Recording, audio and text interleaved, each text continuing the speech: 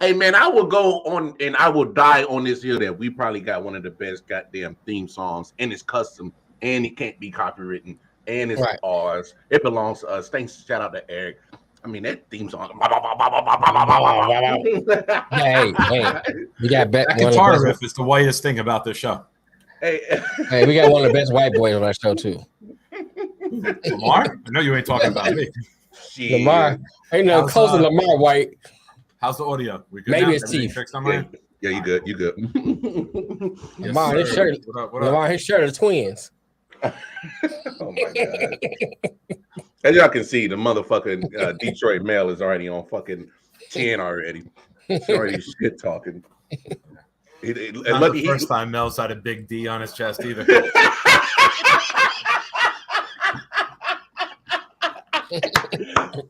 Boom! I ran that joke in the pre-show before you joined, and I knew I was bringing that one back.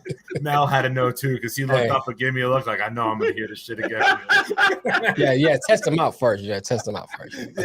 Wow. When they go live. Are we talking about the jokes or the D's? No, that's what I was about to say. Like, come on, Mel. You digging a little bit too deep. I'm good, man. Proper show here. Proper show. The white guy's got to stay in line.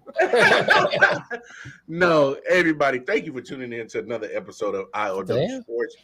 We are here on episode 170. We will continue our NFC East preview, dealing with the Philadelphia Eagles and the Dallas Cowboys. So later on, yes, we will be joined by a great guest of Chop Sports, Mr. Dave Sturchio. He's a Cowboys fanatic as well. He does a little bit. Hides it very well. Yeah, but no. He does a lot of great content for the Cowboys, and so we're definitely going to get his perspective on the Cowboys. And we always love what Chop Sports do on day in. But as always, y'all know the deal. Going over to YouTube, I.O.W. Sports Network is our YouTube page. You can go over there. Let's like, share, follow. Hit that subscription button. Hit that bell notification. Let you know every time we drop new content. You see it scrolling on the bottom of your screen. I.O.W. Sports Network. That is our YouTube page where all our content is held. Also, I.O.W. Sports Network is on Instagram. So when you take a minute away from looking at your Instagram models, go ahead and go on over to Instagram, I.O.W. Sports Network, and like, share, and follow us as well. I.O.W. Sports 1 is the address for Twitter. Trigger fingers turn to Twitter fingers. So whenever you decide to take a moment from your Twitter beefs, going over to Twitter, I.O.W. Sports 1 is the address, and give us a like, share, and a follow. And most importantly, going over to Facebook, I.O.W. Sports Network is the address.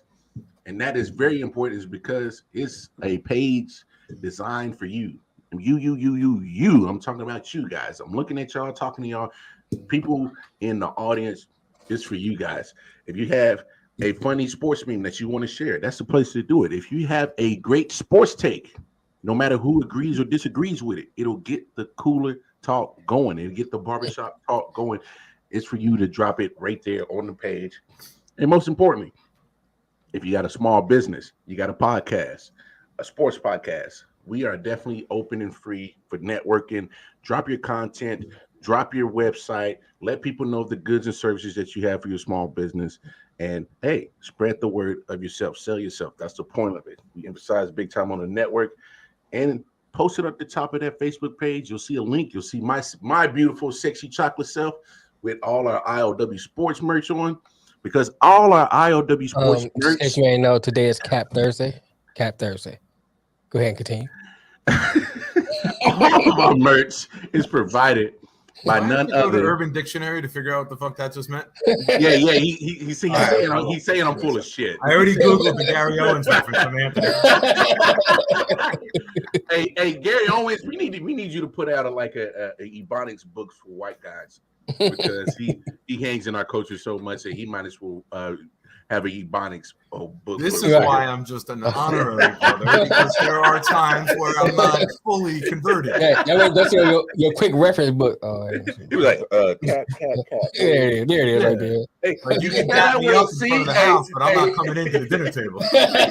Hey Mel, he goes, do you spell that with a C or a K? Right. You know how you gotta do it. They're like fat with PH, you know, you gotta change stuff up. Yeah, now you people do it. Right. But no.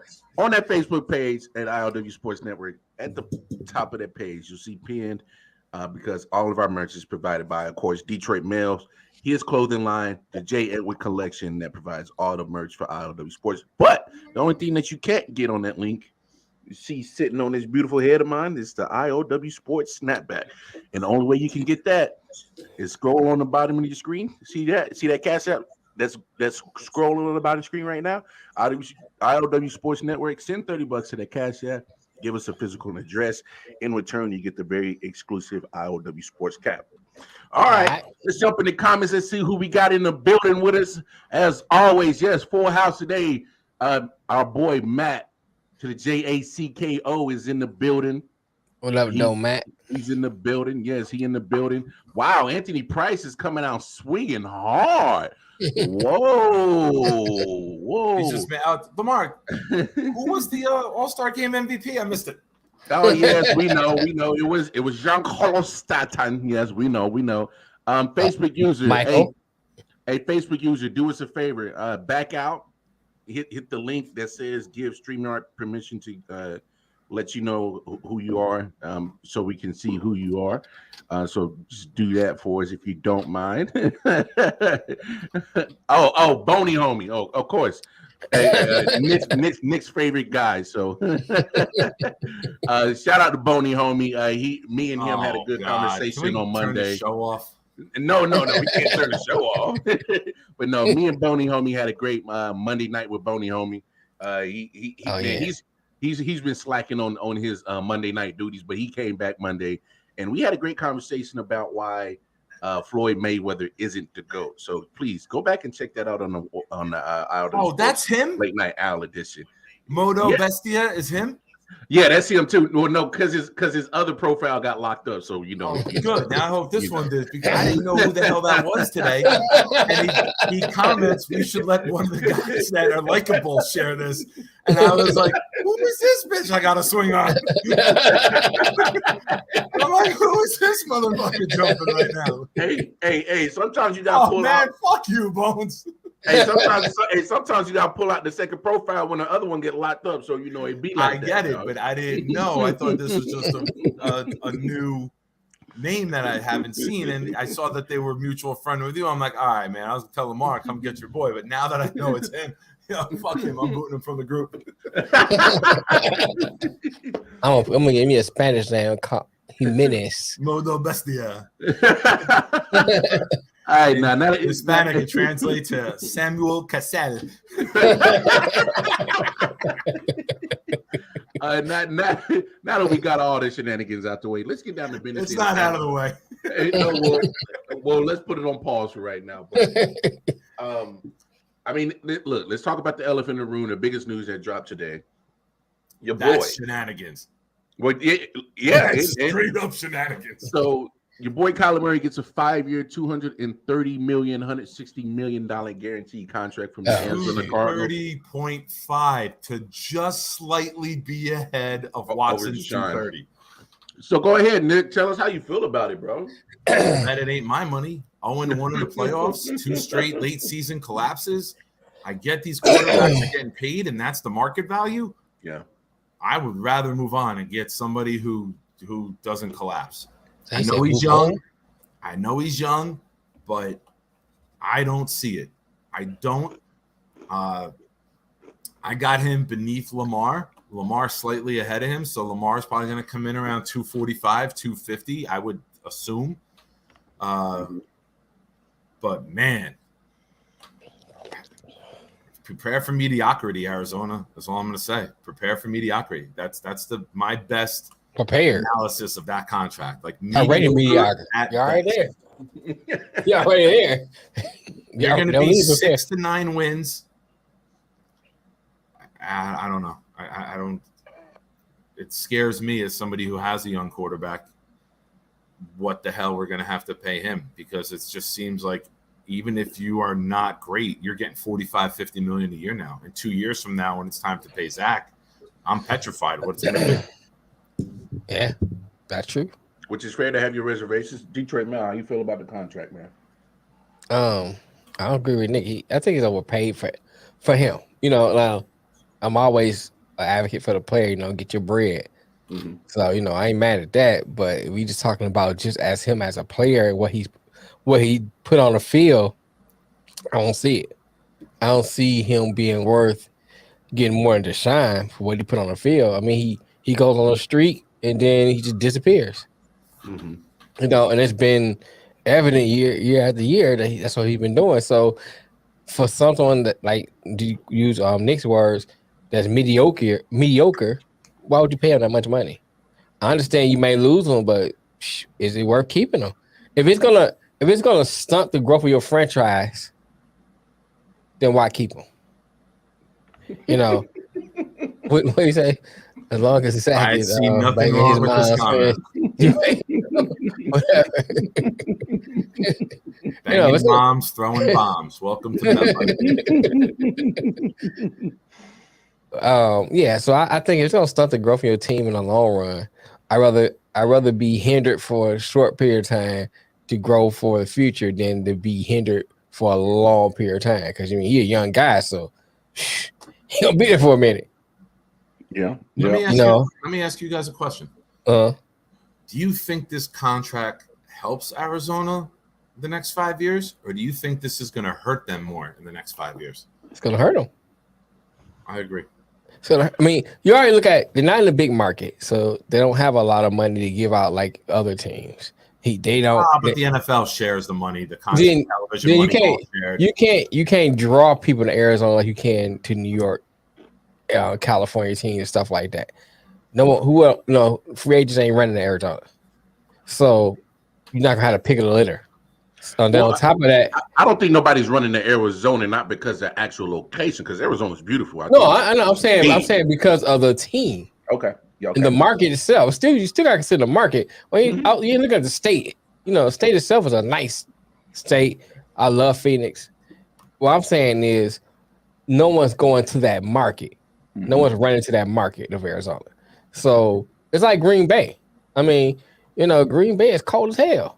Nobody running to Green Bay. A lot of times they get people because I want to go see what Aaron Rodgers. I want to play Aaron Rodgers. I want to play with Brett Favre or whoever they may have. But as far as like running to Green Bay, I ain't running to Green Bay. It's too cold. Welcome to New Jersey, where banging miles happen on a regular basis in the hood. Yeah, I don't even need to be the hood. That shit's in the suburbs too. I'm a people guy, man. These women are lonely, even when they're married. She is that though, or go down to Fayetteville. Yeah, for Vietnam or something else. Yeah, I'm talking about turning 50 today. Oh, really? Oh, wait, no. Jeter was trolling him. He's not 50. So look, I'll say this, and I'm gonna play a little bit of devil's advocate, just a little bit. All right, go ahead. So Colin Murray's rookie season, Cardinals go 5-10-1. Okay. Sophomore season, they go 8-8. Okay. What they start? They had good record. I hear you. I hear you, Nick. I hear you. I'm with you on all those points. Last year they go 9-5, make a playoff appearance. And I'm with you guys 100%. The problem is I have with Colin Murray, and this is the part where I agree with you guys the most at. He's part of the reason why they collapse in the second half. He's part of it. He can't stay healthy towards the back half of the season.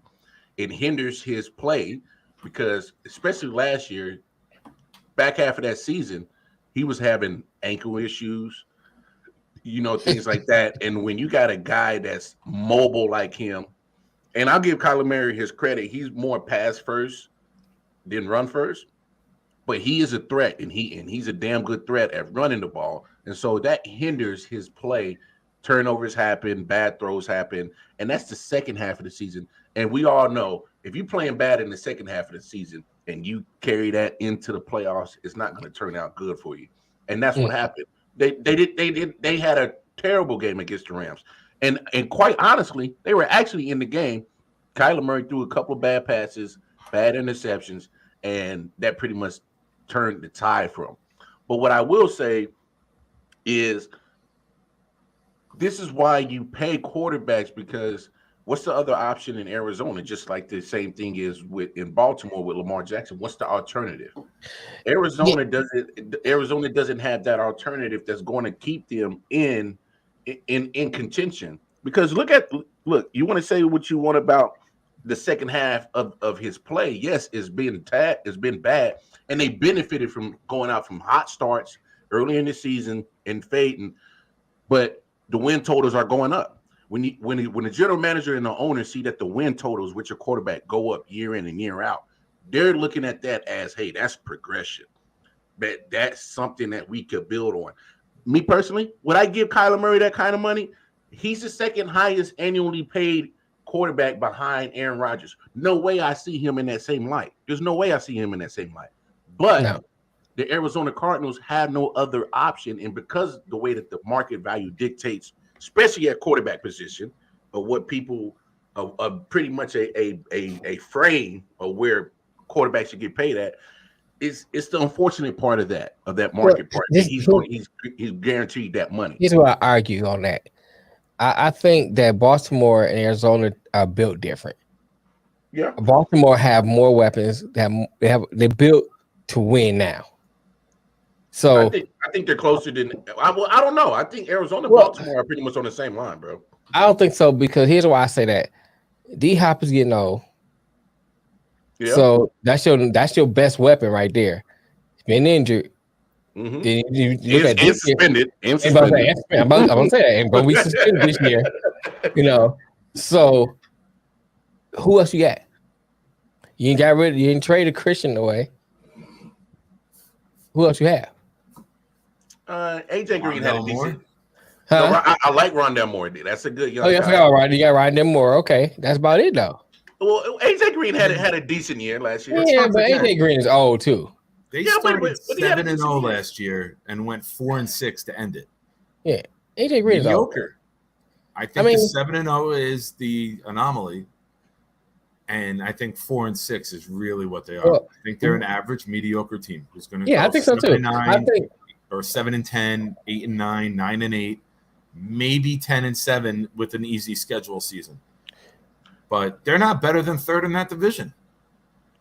Yeah, I like James Conner. I like Zach Ertz on that squad too. I mean, I'm not saying they have all-star phenomenal. I'm not saying they got garbage, but they don't have no elite talent. How's that? Is that better? No. I hear you. I get what you're saying. So what? Did to start the season? Yeah, 6 games, I think, right? 6 games. Yeah, he's going to be. So here's my thing. My bigger point is before he gets back. My big point is they have a longer way to go than Baltimore does. So if by losing Lamar, you put yourself way behind. Oh! If Baltimore loses Lamar Jackson, they not even in contention. They not even talking. If you lose Colin Murray, you go on a few steps back, but you got to keep building anyway. You have to build anyway. See what I'm saying? So my thing is, like, the situation is different. If I lose Kyler this year, just use that as an example. Next year, I pick up a good quarterback.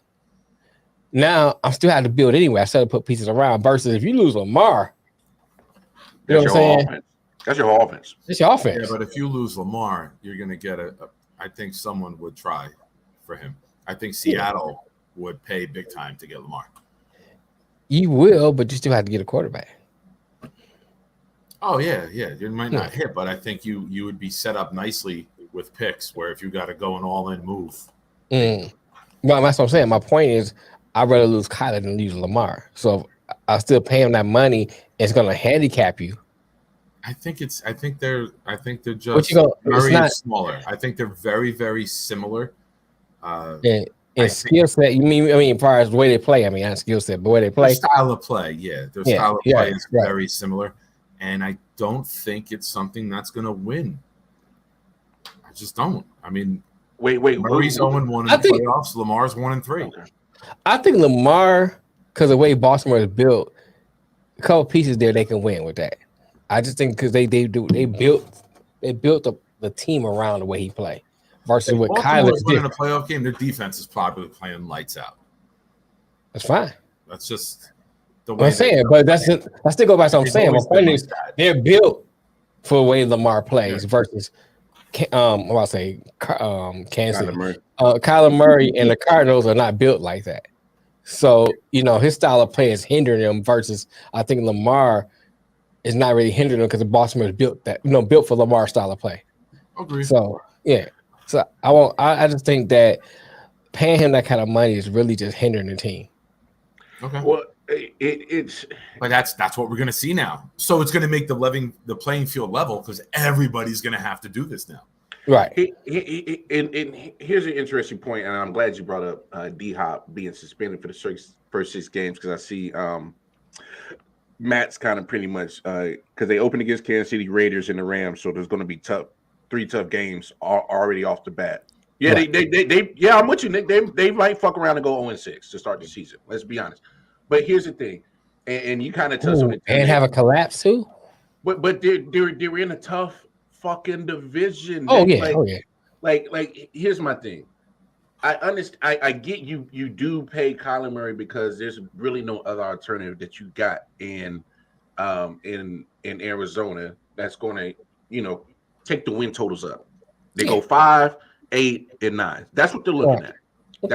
That's what the front office is looking at. They're like, hey, with Kyler Murray, our win totals are going up. We made a playoff appearance, but they got to fix the second half of the season. And now, this year is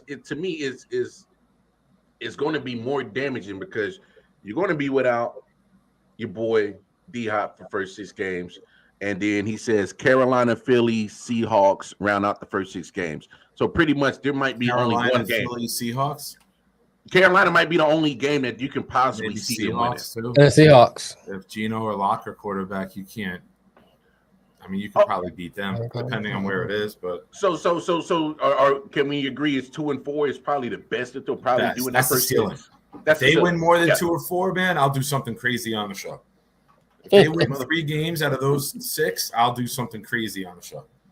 So a Monday or a Thursday, right? Yeah, Monday or Thursday, just a regular Monday, Thursday. Yeah, I know. Like, I don't need anything spicy. Like, I'll take a spoonful of hot sauce, some stupid shit like that. If they fucking win 3 games, I mean, I know Matt will remember the shit and call me out on it. But I mean, so the ceiling is 2 and 4 for the first 6 games. Yeah, and so with that being pretty much the reverse of what they've been doing under Kyler Murray, which is getting off to a hot start and trailing at the end. He's going to have to prove, now that you got the money, you got to be able to prove that you can be hot in the second half of the season, right? Of the regular season. And that's beat the Yankees. And that's the problem. And that's the problem. I don't see him having that second half that we're looking for. That's my biggest knock on Kyler Murray is the second half play comes down, all the hoopla and the hot start and everything comes back down to earth, and then we get the true representation of how the Cardinals and Kyler Murray play as a team. Right. And they're in a tough division. Mm-hmm. If they were in the NFC East, I wouldn't be so concerned. You know what I'm saying? Yeah. Oh, yeah. If they were in the NFC South, I wouldn't be so concerned. Hell, maybe even the North, but they're in the West of the NFC, and that's too much of an obstacle because look, Seattle might be the only down team. You got the defending Super Bowl champions. You got the team that was playing in the NFC Championship in that same division. You're pretty much the third best team on paper, right? And you're looking up at 2 teams that represented the whole NFC in the championship game last year. You can't get off to a bad start. You can't go 0-6. Hell, I know we're saying 2 and 4 is the ceiling. You can't even go 2 and 4 in that division right now. You just can't do it. You can't do it. But I think what really gets me is how I get how the market works for the quarterbacks. But my thing is, I'm just like you guys, fellas. You can't the market says that they should get paid this type of money, you don't have to. No, you don't have to. You don't have to pay Colin Murray up there with Aaron Rodgers, Patrick Mahomes. Just because you play the same position don't mean you have the same value to an organization. Exactly. Yeah, and that's always been my knock about how organizations pay quarterbacks. You don't have to pay them that money. Yeah, I don't have a problem paying him. I just have a problem how much they pay him. I think he's your best option, so you do pay him, but you don't pay him market setting type money. You just don't do that. When you haven't had market setting performance yet. Yeah, you don't have nothing to justify that. What do you have to justify that? I couldn't help but notice this. And you know where I'm coming from. Well, we're both black. Huh? We're both black.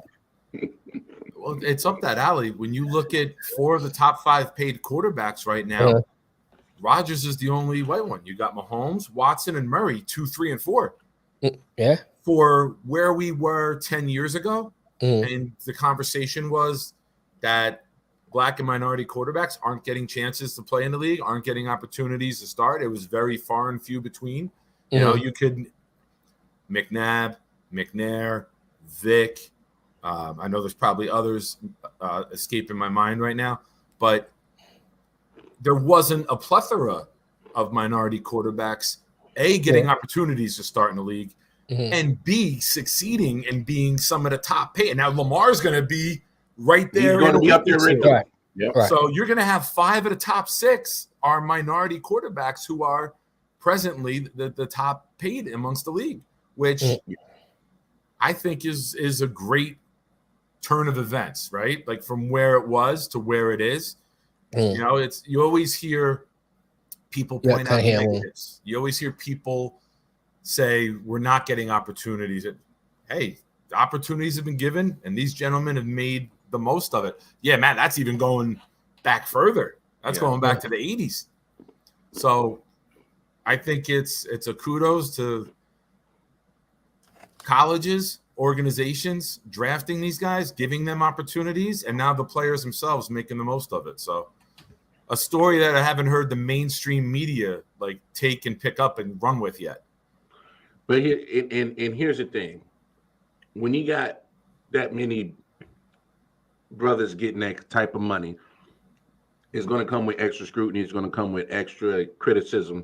And this is why I'm saying with Kyler Murray, you have to win. You have to ball out. You can't keep going on these second half slumps. You can't keep going on these, bad performances in the second half of the season where it puts your team in jeopardy of not making the playoffs, barely making the playoffs, or if you get to the playoffs like they did last year, and you come in and you guys stink up the damn joint. You got to play consistent ball throughout a whole 17 games now. But and to respond to Anthony, Josh Allen's 5th. So he's probably going to get passed by Lamar Jackson in the next coming week or two. Yeah. If not tonight, after the Murray deal is known, that's probably the final move that they were waiting for in Baltimore to make sure he tops Murray. And Matt, you're 100% right. Hey, look, y'all know how we get down. Regardless of color, you do pay the man. Yeah. You do pay him. Oh yeah, I agree with that. That's not even my issue. Yeah.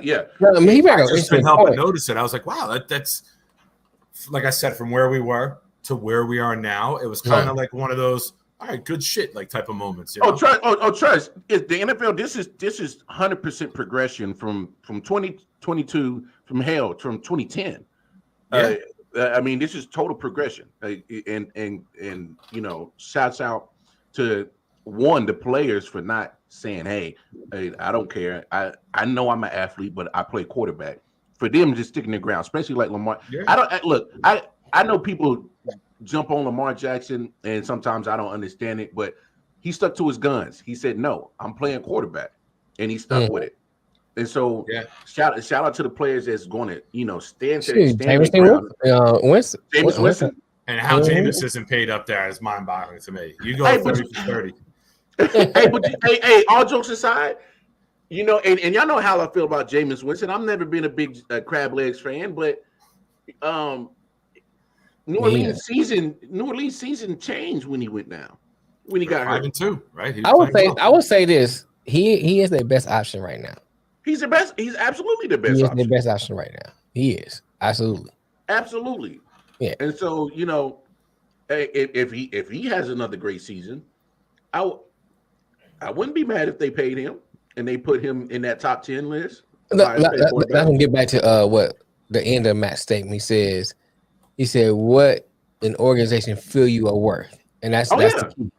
That's the key, because not going to your Jameson Winston statement. If he balls out this year, then he is valuable to New Orleans. New Orleans, so paying that money makes sense. It justifies it. But Colin Murray hasn't done that. No, I feel you. You know what I'm saying? So, like, if Colin Murray got into the playoffs, and each year he's been there, so he got into the playoffs. Let's just say first round. We just go with the bare minimum, right? Crab legs to po' boys. All right. Let's go with the bare minimum. Say he got into the playoffs first round, didn't have a collapse and then nothing like that. Then his value to that team justifies skyrockets. That. Yeah. You know what I'm saying? So then it's not even discussing to me. It's like, okay, but he is the best bet and value to that team because of what he's done to that team. He hasn't even done the bare minimum. I agree. That's the problem. Yeah, but I mean, but it's also a good sign with owners who've been getting called out for racist practices, not promoting people of color in the front offices, right? Like you said, to pay what they're worth, and now you're seeing minority quarterbacks get top dollar. I think that says a lot about the direction of the league. Yes and no. I know people always point out negativity. But I think this is something positive that should have a light shined on it. No pun intended with the name. Yeah. But like, let's be real. Like, if we're gonna call out the negative, you kind of got to give credit to the positive when you do see it. And I think you can see it now, right? I'm gonna say this, and I don't want to go down this discussion today, but I'm gonna say this. Yes, it shows good sign. Yes, it shows. It's a good thing to point out and progress. But only problem I have with your part of your statement is that it doesn't, to say that shows that there's nothing, I won't say racist, but no problem with ownership. I didn't say that. Ownership. I said it shows growth. Okay. I just want to make sure. Obviously, it's not a blanketed statement. I'm not painting with a broad brush. Yeah, because it doesn't fix the whole problem. It doesn't fix the whole problem. But when there's a larger percentage of organizations going this route, you got to give them credit. I'm not saying paint with a broad brush and say the NFL is fixed, all is good. I know you don't say that either, but I just want to make sure we're on this. I'm pointing that out so people who listen to the organizations that are doing it. Kudos to them. Let me clarify and say that. Yeah. Because there was a time where a lot of organizations wouldn't. Right. Yeah. And you're not wrong in that statement. And I'm sorry if I was misleading. No. It wasn't just for you. It's just for other people hear this. You know what I'm saying? And you want to make sure that you're clear on that, because especially with the internet, they get in your comments. Well, no, that's not what. That's to be clear what we're saying. That's like. And not only that, I want to kind of shift it towards Kyler Murray. Obviously, he signs the deal because they're giving you that. You get your money. You get your money. I'm just saying, me personally, if I'm Kyler Murray, I'm looking at. He could be playing for 64 people in Oakland right now playing baseball. Looks like he made Oakland, Arizona, the big money. Looks like he made the right call. He definitely made the right decision. But I say this: mediocre quarterback, 230. Mediocre shortstop, 23 million. I'm just saying, if I'm Kyler Murray, I'm looking at Deshawn Watson's contract, a guy that's set out for a year, had the distractions with the lawsuits and shit, and he comes back and gets 230 fully guaranteed. I'm like, hey, y'all. No. Hear me out. Okay. Deshaun Watson has been played on 4 and 12 teams. Mm-hmm. He's played on teams that made the playoffs and teams that didn't make the playoffs and were 4-12, like I said. And I'm looking at him, and he sat out a year, and he comes back with all this heat with civil suits and all that. Wait, he got what? Fully guaranteed 230, and you only give me 160? Nah. Let's go back to the drawing board on this. Come on, man. And me personally, I'm shocked that Kirk Cousins and Deshawn Watson. You said about Kirk Cousins. Go ahead, bro. We got bro. They don't only quarterbacks with fully guaranteed money. How if I'm a quarterback and I'm looking at their careers and I'm looking at mine, and you can pretty much compare and put in the same ballpark of careers, why the hell would I sign for less? Why the hell would I sign for less? I'll see your argument based off if you're Colin Murray. Okay, I give you that. But going to the Deshaun Watson point, Deshaun Watson, he played when he had 4-12 team. He had nobody. Look at the year where he had nothing. I hear you. He still was winning. To me, that shows that you have a skill set that Colin Murray doesn't have. They were up 24-0 on the Chiefs in the playoffs too, right? 24-0, 24-7. What was it? 24-0. 24. I'm just saying, just as if you're playing the same position. Thanks, Matt.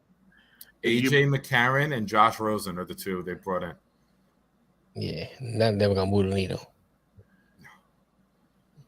None of them. I mean, that's all that's probably out there. AJ's wife moves the needle for me, man. Oh, fine specimen of a female. It ain't the needle she moving. Yeah, you don't want to see the needle. But my needle. Yeah, I don't know what Matt's comment. I saw Matt's comment. Those two must be the only thing that's available out there because that ain't doing nothing. You better off keeping Baker. AJ McCarron and Josh Rosen.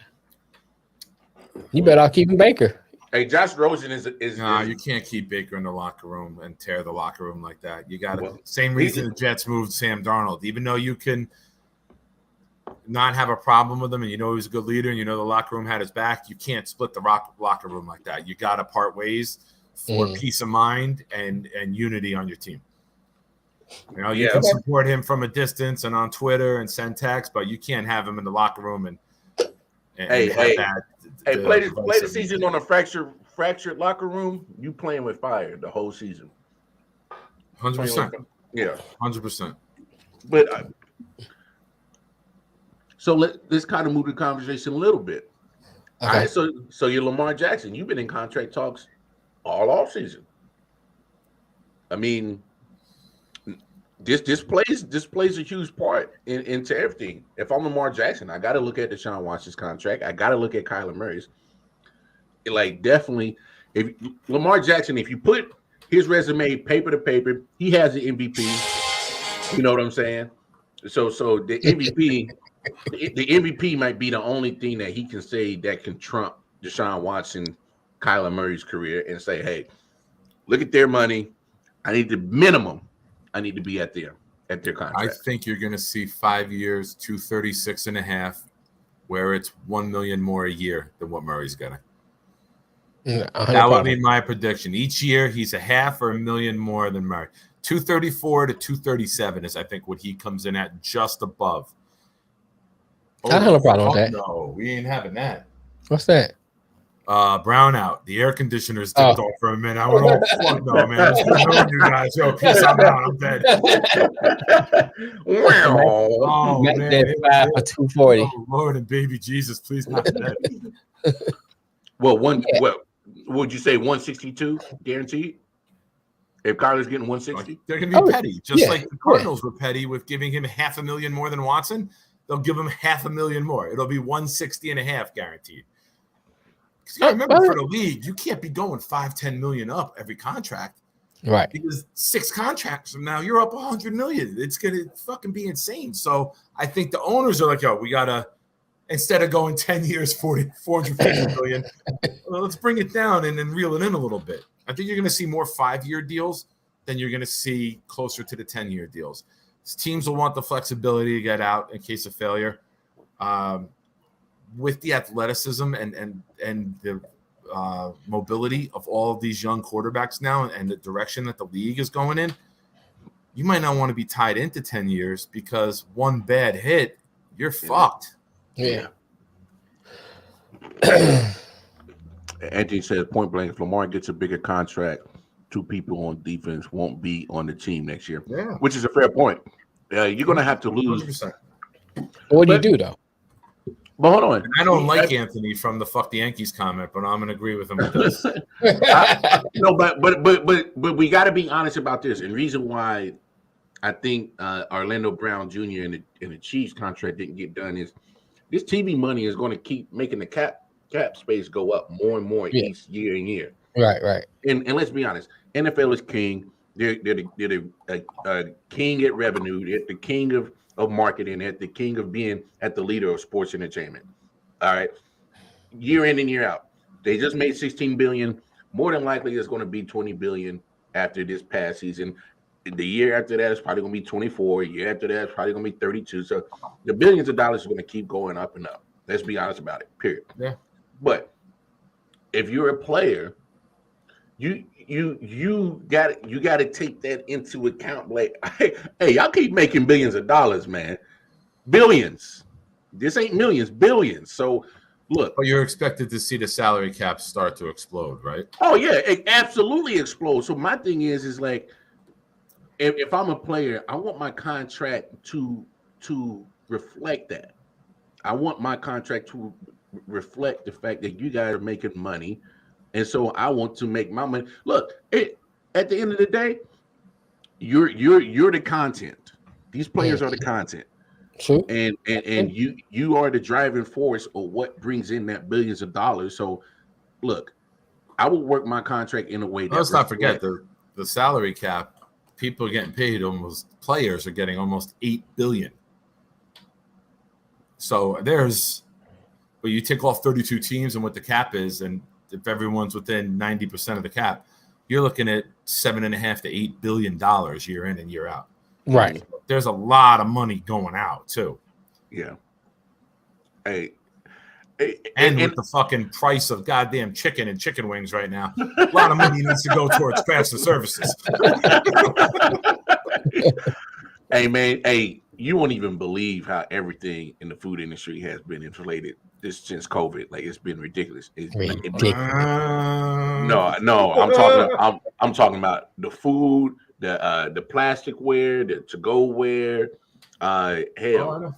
And the only thing that ain't been really going up is your pay rate, which has been the bullshit. Mm-hmm. So I'm not gonna speak on that because it ain't more money to get the services there, right? You're I need help that for more than $40. They want $40 to go up. $40. Hey man, I remember when $40 used to give you all the happy endings you would want. Now $40 gives you a handy. So I mean. $40 gives you advice. This segment of the I.O.W. show is brought to you by Deshawn Watson. I mean, it's look, it's a beautiful thing that you see all these cats getting their money because, like I said, I've always been pro player. Get your money, right? But there's going to be some difference in, everything with how these owners are going to try to manage the money at the same time. I mean, they're going to adjust just like players are, but the benefit of the NFL more than any other sport is that they are continually yearly making so much damn money, billions of it, because they know greatest how to thing market. The league ever did was the revenue sharing of the television contract. It's what the problem in baseball is the NFL fixed before it got out of hand. Mm-hmm. You got to give credit, as much as we shit on this guy on this show and worldwide, you got to give Jerry Jones credit. He had a vision, and he was one of the driving forces in. Oh, no doubt. He's still a piece of shit, but I give him credit for 100%. But He's still a piece of shit, but I give him some credit for sure. But he was a driving force in this, and it's the best contribution to the league that maybe any owner's ever made, to be completely honest. And I hate to say it too. I got to throw Al Davis' name in there too, because he was a visionary that wanted to do the same thing, and unfortunately he passed away. It didn't get to see the fruit of his labor and his fight come to fruition. So I'll give him that credit, even though it painstakingly to say to give a Raider. We had a Pittsburgh, Arizona Super Bowl. If that's not proof that it works, like those small markets, what else is, right? Otherwise, if there was no cap and it was all you can earn and put into your team, it would be New York against Dallas every year. Like that would be the marquee matchups because they would generate the most money. Occasionally an LA team, or if you get one of those super rich guys like up in the Northwest, Paul Allen, it was, right? Yeah, in Seattle. You'll have guys who will go gung ho and spend, and it would have made the league awful. And you would go into the league knowing that 25 teams don't have a chance, like we do with baseball. Oh yeah, small markets in baseball, man. You gotta be able to.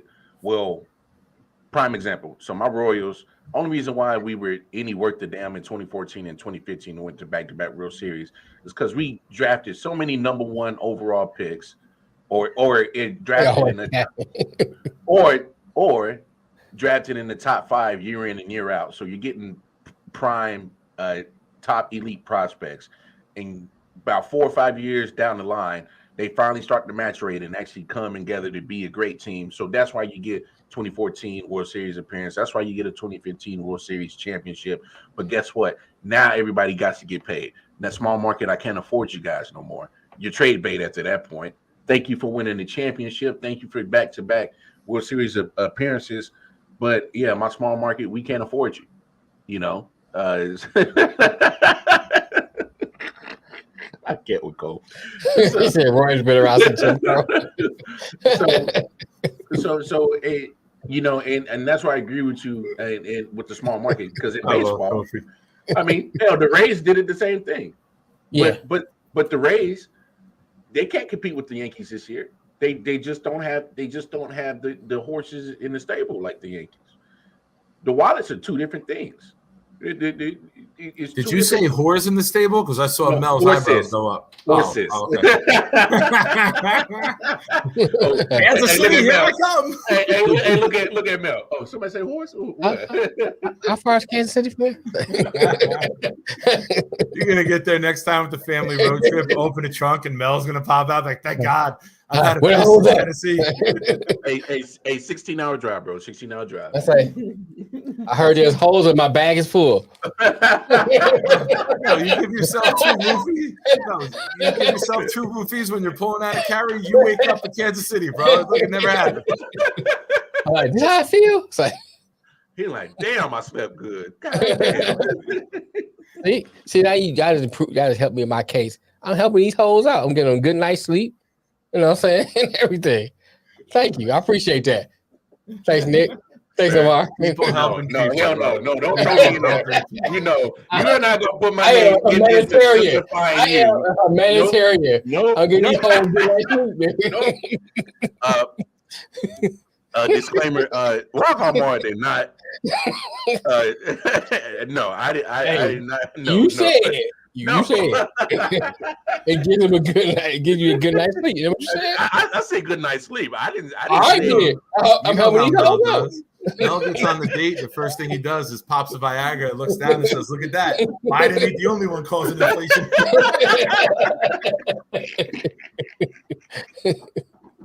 Hey, 9.1%.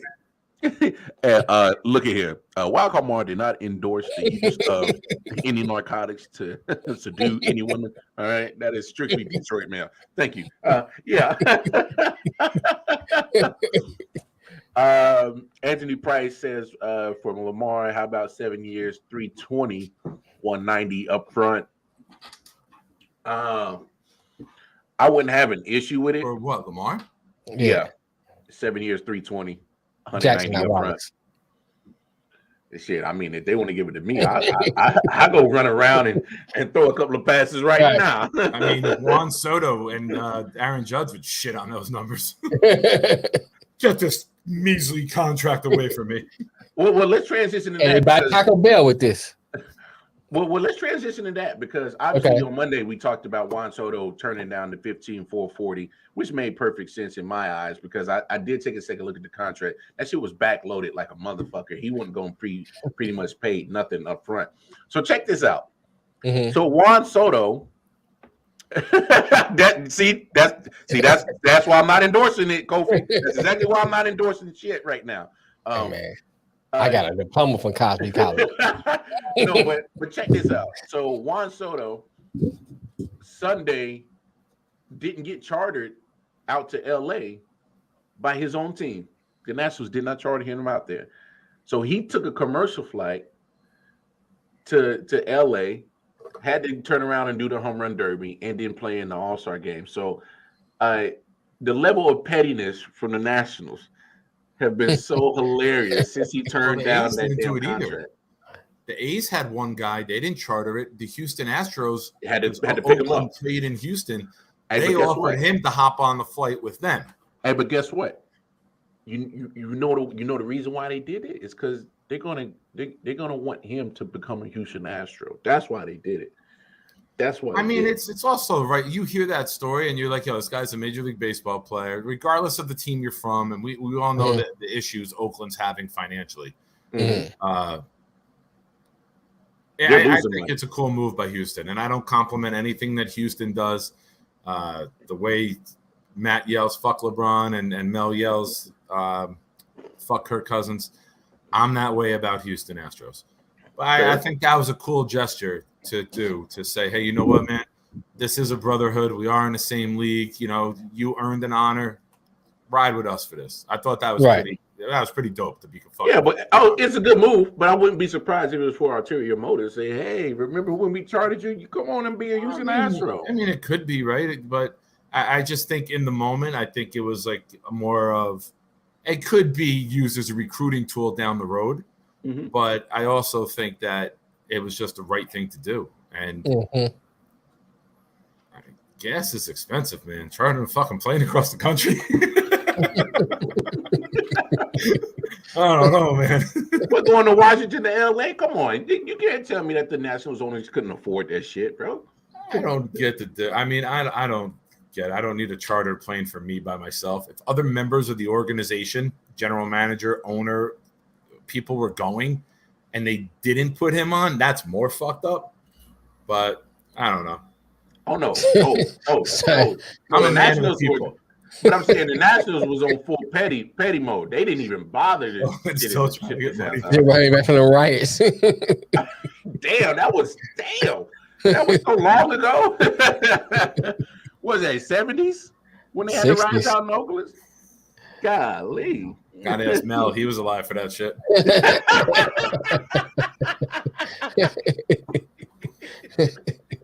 Hey, you know he was. He was out there. Hell no, we won't go. Hell no. No, Matt, you got it wrong. You can offer him $440 but can't pay for his flight. No, he turned down $440. That's why you don't pay for the flight. Yeah. Oh, you don't want our money? Then you can't go to the All-Star game. Buy a ticket 2 days before. $890 cross country. Fuck that. Freaking Flyers, man. Freaking Flyers. Hey, man. I'm just saying that's still petty as hell, dog. It's petty. It's petty, man. He's still no matter what, until he's not on your team, he's still a member of your organization. Well, here, better yet, why don't you offer like a better contract that was more suitable for him? You can't offer that man $440, 15 years, and then backload it. Have this man paying for the next 4 or 5 years on some cheap. Well, how far until the backload court? I think it wasn't really. Don't forget, it's an extension, so he's got to wait till he ends up. Yeah, there's certain rules in Major League Baseball. If he's owed that rookie contract, he's got to wait till his time served before he can get extended. Yeah, they're basically saying because if and it's a couple years before it kicks in because if the Yankees traded for him or anyone traded for him, they own his rights still for 2 years before they have to extend him. They don't have to extend him right away. Yeah. Yeah. And those years have to be paid as is under the baseball stipulations. You got to get your time served before you can get paid. Yeah, because MLB, their rules on rookie contracts and renegotiating or extensions are different. Because like Fernando Tatis Jr., when he signed that 14-year deal last year, that shit don't kick in for I think another couple of years too, because he's only been in the league 2, maybe 3 years. So it's going to be a minute before that extension kicks in, which is, and me and Matt talked about it last night on a late night show. Like, oh, you have MLB, Matt on? Sorry to hear that. No, MLB's already had their issues with having lockouts, having disagreements between billionaires and billionaire owners and millionaire players. If I'm these players and I'm looking at my players association, I'm like, I'm not agreeing to shit till they fix the rules on how we get paid. Period. Yeah. Oh yeah. Most definitely. I will find a good structure, and the Major League Baseball union is the strongest union in the country. All right, Nick, fuck you too. I accept you. I accept your fuckery. But yeah, I think Major League Baseball, the union is the strongest there is. It's the only one that gives guaranteed money for every single player. Right, when you get the contract, it's fully guaranteed. Mm-hmm. But that was part of the deal, is that owners years ago were like, we'll guarantee all of the money on extensions, but you have to have time served before you're eligible to get, I hate to say time served, you know what I mean? You have to accrue years in the league before you get guaranteed money. Right. Well, I mean, but fuck it, I guess it's time served, right? But service time. There we go. Better. But here's my thing. I get what they're saying as in MLB service that you play to get your guaranteed dollars. But man, you're talking about playing 162 games in the middle of the damn hottest time of the year, and you can't. I gotta wait almost 6 years to get guaranteed money. Because I like, bro, you're getting the guaranteed money when you come up. Once you clear, Matt, help me out. What's the word when we still have options to go down? They can opt you down like a couple times before you then have to be pulled up on the roster or traded. But you're getting that guaranteed money. You just don't get the massive extension yet. I think what it is like it gives these owners in baseball a chance to keep a certain talent under their organization for a longer period of time, and you don't have to break the bank from them. You know what I'm saying? You don't have to open up. You don't have like these extensions like they were offering Juan Soto, like you said, it don't kick in for another couple of years, so it's not like you're shilling out a shit ton of money for top tier talent, right? And I don't know, just me as a player, it is like, especially when, for example, you look at Kyler Murray, he got drafted by Oakland and got drafted by Arizona. I'm looking at how they structure money wise. Yeah, you can get the guaranteed money in baseball, but you got to be there for a minute before you get it. Yeah, I can go to NFL and get my money up right now up front. 3 years. Yeah. And that's all you had to do was wait 3 years, and then now, next thing you know, by the time his extension that he just signed kicks in, hell, I done already made my money. And I think it's certain situations like that that's going to hinder the growth of Major League Baseball, just a little bit. I'm not saying it's going to be the end all be all, but I think it will hinder just a little bit. Yeah, it's just opinionated, but quick couple of hits in other topics before we get into our NFC East preview. So I know how we talked about Monday, James Harden turning down the $47.1 million option to quote unquote go ahead and get more players, sign whoever you want, and then leave me what's left. So he signed his extension yesterday. It was 2 years, $68 million. So pretty much $34 million a year. But guess who Philly pretty much signed? They signed PJ Tucker and Daniel House Jr. as pretty much the only player that they really signed. So he opted out just to sign PJ Tucker and Daniel House Jr. Still ends up with $34 million. It's not $47 a year. So he does take a small discount, and he needs to. Yeah, he should. Because he ain't good enough to be a superstar and win a title. So he needs to go to ownership and say, you know what? I am not good enough. Load this roster up to carry my ass because I'm going to pull a Kobe in the first couple of years with Shaq, and I need to ride superstar coattails. Hey, why you love hating on my man Kobe, man? Stop hating on my man. Because I already watched it in Jordan. I don't want to watch a spinoff. Hey, sometimes spinoffs are good. And the originals are always better. That's fine. You're right. The original of MJ is better than the spinoff of Kobe. Both good nonetheless. Both better than this. I need one of you to read Kofi's comment. What is? I can't see it. What does it say? It says, I don't know. Niggas still getting paid. Niggas still getting paid. And I was never taught how to read. PJ Tucker is cool, still better than the Knicks, as long as Embiid is healthy. They're on to something. They'll win something. Harden is the game of the NBA always name dropping. Oh, I got you. Name dropping. Hey. I just think he is I think he's just an anchor, man. And I think when he's on a team, 47 to 34 is a discount in the NBA, bro. Come on. Nowadays, when you look at Wall and Westbrook getting 47 and 48, yes, with the new television contract with the NBA. TNT finally realized we got to stop putting on shows like Charmed in primetime during the week and just put NBA on every goddamn day. Charmed wasn't cutting it with the 300 people watching. Right. I'm not knocking Charmed, man. That show was fantastic to watch on mute. Damn, Anthony, why you gotta pull my card like you said? Name one good spinoff movie. You didn't like Hobbs and Shaw from the spinoff from that was good from Fast Furious. I can go down the Jeffersons. It's a spinoff. The Jeffersons Good time. spinoff? Yeah, spinoff from Marcus Buck, All the Family. See, thank you. That's what I'm glad Good times. Better, All in the Family or Jeffersons? The Jeffersons.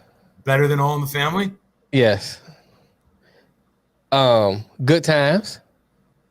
Spinoff of Mod. All right, I'll give you that one. What else? Laverne and Shirley. That's a spinoff from Happy Days. Monday, Tuesday, Happy Days. Happy Days is still better than Laverne and Shirley. 10 times. Mark and Mindy is a spinoff from Happy Days also. Again, Happy Days is better. Happy Days is a legendary TV show. But they're not garbage. They tried to make money off of it, but they're nowhere near as good. Not garbage. Wait, what? I said they're not garbage shows. No, but you're talking about all-time sitcoms that are probably down in the 50s and 60s compared to Happy Days, which is top 10. That's arguable.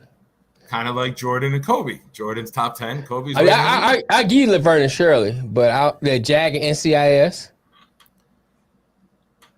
Wait, NCIS came from Jag, or which one? No, Jag came from Denoso from NCIS. Oh, that's not a spinoff. Okay. They just stole Denoso to give him the star of his own show. Well, we're gonna say Harry Potter from kids. Wait, Harry Potter from what? Lord of the Rings? No, that ain't a spinoff. If you look at NCIS LA, why can't they name the movie? NCIS Hawaii, NCIS Los Angeles, none of those compare to original. Oh no, they're Fantastic Beasts. Fantastic Beasts. I don't even know what that is. We talk about Brees the Beast, the running back, Brees Hall, and the Jets. Man, I love movies, man. I'm sorry. Oh no, Anthony, I said TV shows. I'm sorry, not movies, brother. I'm sorry. This nigga said Harry Potter, man. This is a sports show.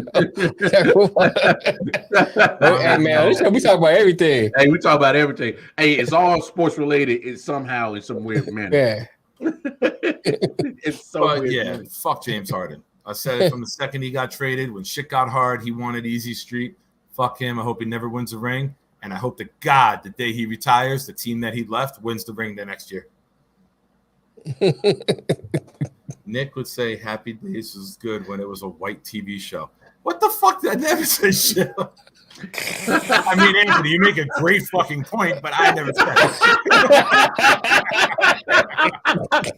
I mean, I'm not going to disagree with the words you're putting in my mouth. The blackest thing on Happy Days was Fonzie's jacket. Jacket, right. I think that was brown. Wow. It faded. He was out Speaking of getting paid, Kyler Murray got paid. James Harden got his new contract. Georgia Bulldogs, Georgia fans, are you happy that you gave Kirby Smart 10 years and $112.5 million? It's a bargain. Yeah, I mean, compared to what Nick Saban is getting, hell yeah. It's a bargain because of the names he's getting to go there. Mm-hmm. And the boosters are all in to take out Alabama. So you're going to get great NIL money in Georgia. Mm-hmm. You're going to be on national television every week. You won a championship. Signed Marvin Jones' son, who's an outside linebacker. He'll be going there next season. And Todd Bowles, someone related to Todd Bowles, just got signed by there too. Son, maybe? Maybe. I don't know. I'm not sure about that one. But yeah, I think it's Bowles and Harden. Both of them are Bowles and Jones, two former Jet-related people. Their sons are both linebackers going to Georgia, and they're both like top 5 players in the country. Hey, I'm not mad at Kirby Smart getting his money, but I'll say this. I don't want to hear no coaches talking about this NIL and these players getting money. Yeah. I don't want to hear it. I don't want to hear it because you can't sit here and say, "Oh, NIL is bad for the game. Is bad for this. Is bad for that." Nick Saban opened up his mouth and said some shit. Kirby Smart kind of said something at SEC Media Days this week. I don't want to hear you coaches talk about players getting money. Y'all saying y'all. Because because technically they're state employees because they work for a state university. And they are the highest paid state employees over state officials, over all that. Saban is bringing in 12, 13 million a year. Now Kirby's going to start making almost 10 a year. I don't want to hear y'all damn coaches talking about, oh, the NIL is so bad for the game. Shut the hell up. You can't get rich and get mad at the players for getting rich when they are the content. They are the commodity. They are the reason why NCAA brings in billions of dollars, especially football. Football is bringing in almost NFL revenue type. You know what I do if I'm Kirby Smart? What's that? Yeah. Pay me 10 years, $50 million. Keep the fucking 65 and go get me the best players in the country for the next 10 years. Hey, because I'll do endorsements, man. No. It's a joke, but I would think that way too, because look at how the NIL is set up right now, because they put the NIL in place but they haven't regulated it yet. And so pretty much, yeah, they're getting paid for the name, image, and likeness, but is pretty much paying players to come play at your school. That's pretty much how it's set up right now. I ain't got a problem with that. Well, I don't have a problem with it because I've always been an advocate of let these players in college get paid. Only thing I would say is let's make sure that there is in some type of regulated way that, hey, maybe they're going to some type of money management classes or something like that where you're not blowing through your money. By the time you even get out of college and graduate, you're already broke and you ain't even made it to the leagues yet. Right. You know what I'm saying? Like help them. Like, because look, let's be honest. If I was 18, 19, getting $2 million a year to play football, I'd probably be the most foolish motherfucker. The loudest ones speaking are the ones who realize this can help levels on the playing field in the constant recruiting. Bingo. And they don't want that. Bingo. They don't want that. Bingo. Oh, you hit it straight on the head, Mel. There's a reason why Nick Saban's been so loud. He's looking at, damn, man, my almost 20 years of dominance might come to an end soon. Because I might consider going to another team in the SEC based on my NIL deal. Yeah. I might look at Tennessee over Alabama now, especially if Nick is like speaking against it. Well, shoot, I ain't going to Alabama. Let me see where else I can go. Tennessee might give me. I can get a better deal in Tennessee. I might be I might be in Vanderbilt or Kentucky. Hey, but if you really look at it, the way that Alabama recruits, if you go to a Tennessee or Vanderbilt, you can probably start right away. Yeah. Look, Alabama, and I'm getting money. Look. Right now, Alabama has get money. Yeah, exactly. Hey, Alabama got first that would round. Be me. I would have that in a boombox 80 style over my shoulder at every college recruiting trip. Listen, I don't need the photo shoot in uniform. Show me the money. Get money. But no, your mafia. Yeah, but like if you don't show me the money, the next song's gonna be "Who Shot You."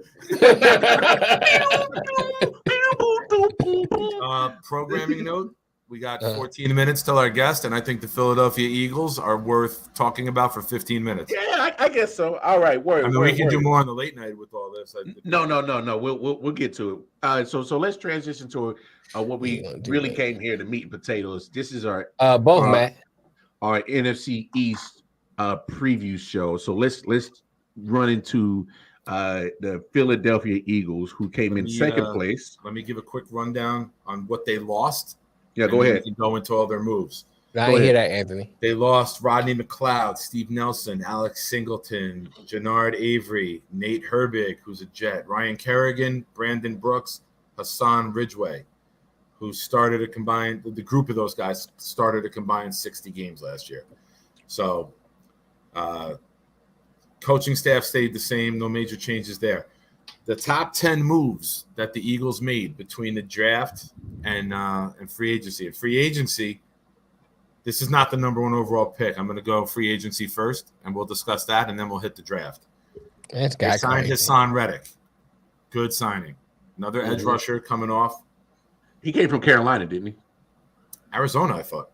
Well, he went to Arizona, but yes. Yeah. Okay. They signed Kazir White.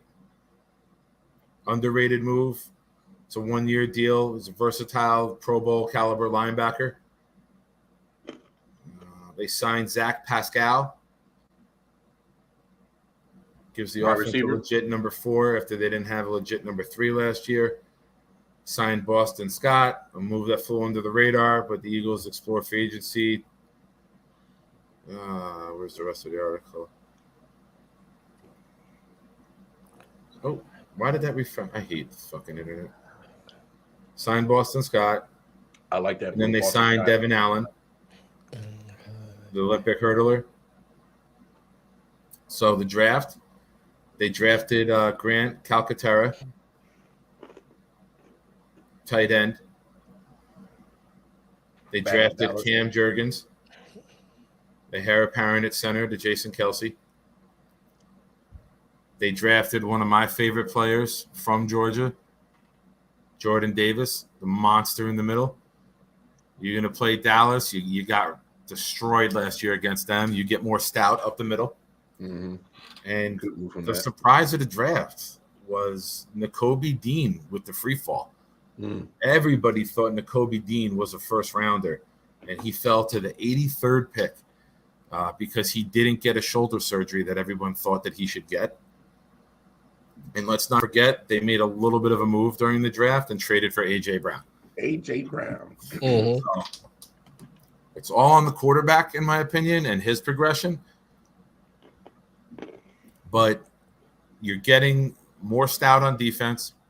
You added another weapon for your quarterback, who you're undecided upon right now. You drafted Devontae Smith last year. You make the ballsy move for A.J. Brown. You got some decent running backs there with Miles Sanders. Boston Scott. You got an athletic quarterback who can get out of the pocket and create, and has also got a good enough arm to throw from the pocket. He doesn't have to run. He chooses to run. I love his arm. I I think this is a team.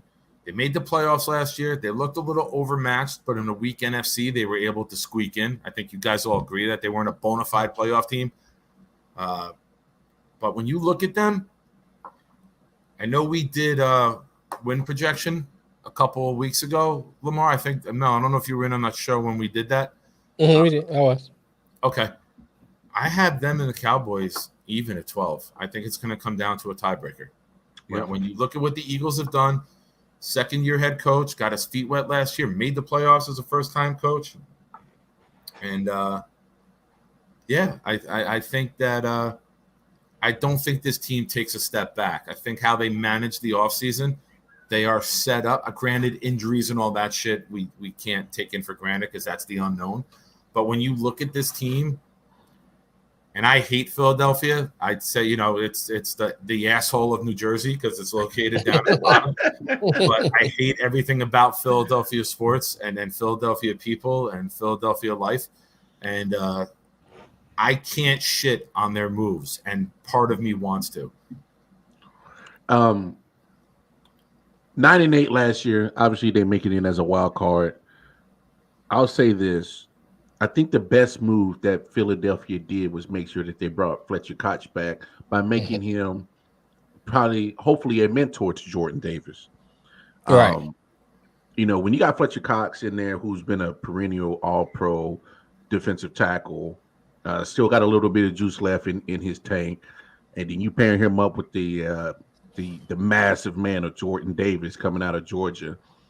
I mean, you got a good teacher that can teach you how to get leverage in the right way, how to read an offensive line, how to read, how to make the right reads and hit the right gaps when you're when you are playing defensive tackle.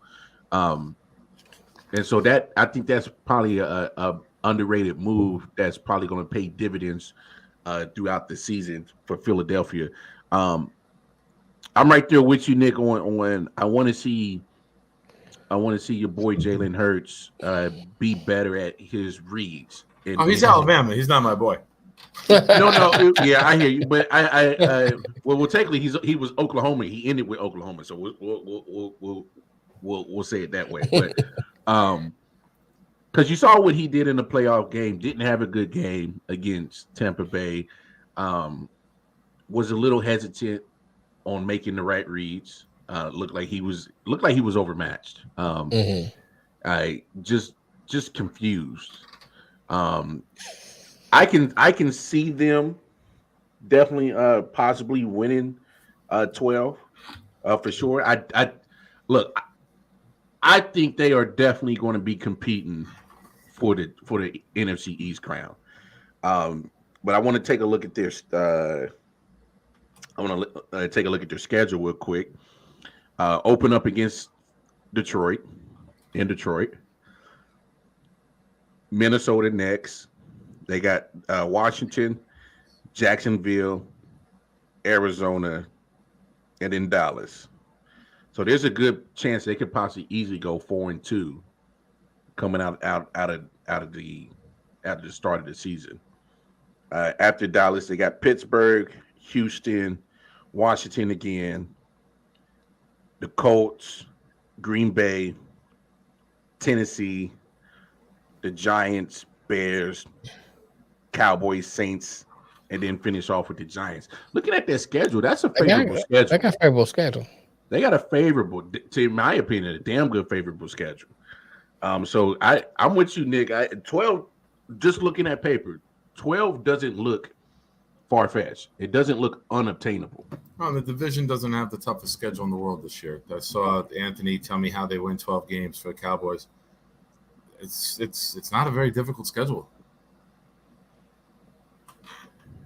That's 2 losses to the Giants. Come on, Matt. Come on, Matt. We're trying to get marijuana to be promoted positively, and then you throw out statements like this. Show that it does fry your brain. You're gonna be the example on why they say, no, keep. Oh my gosh. Okay, all right. Somebody ban this man. Somebody cut the comments off.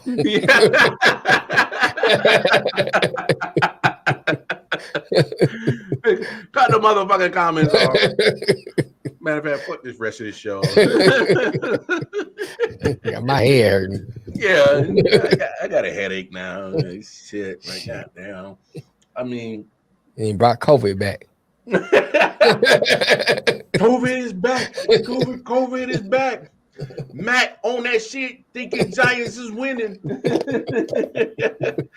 So, like, I don't know. When you look at the schedule, like off the rip, the only two tests, in my opinion, in the first 6 weeks is Dallas. Tennessee, maybe. Yeah, let's. All right, we'll do the Eagles, Lions, Vikings, Commanders, Jaguars. That's 4. Anyone shocked if they come out? All right. Before we go any further, we're going over the Eagles schedule. So we are going to bring in a good friend of ours, good friend of the show, good friend of mine, one of the biggest Eagles fans there are going.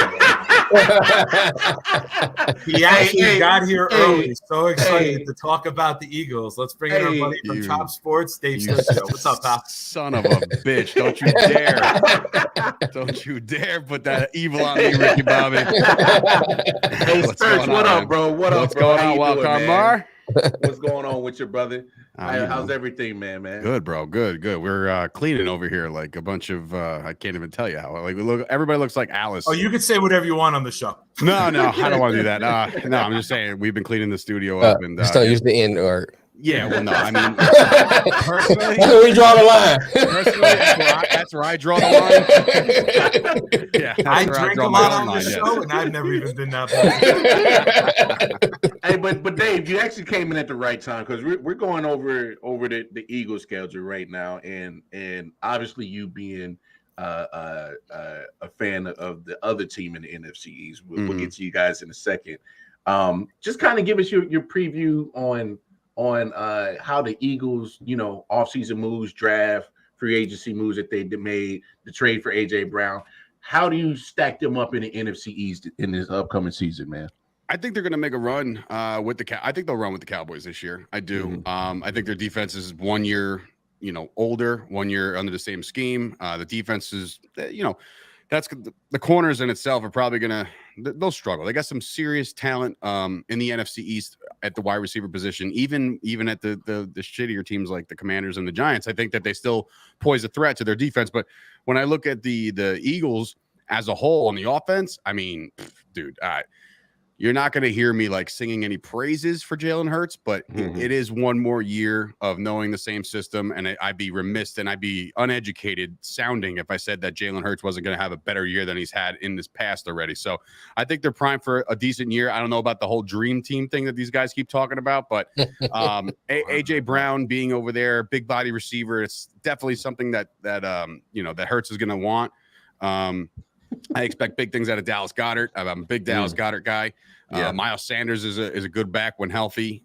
Their offensive line is a perfect complement to put next to Devontae Smith, right? He is paper clip thin, so you need that bigger body on the other side. Hey, but hold on, Nick. You say that paper clip. No, but hold on. You say that, but guess what? Devontae did. He stayed healthy. A.J. Brown did not play a full season last year.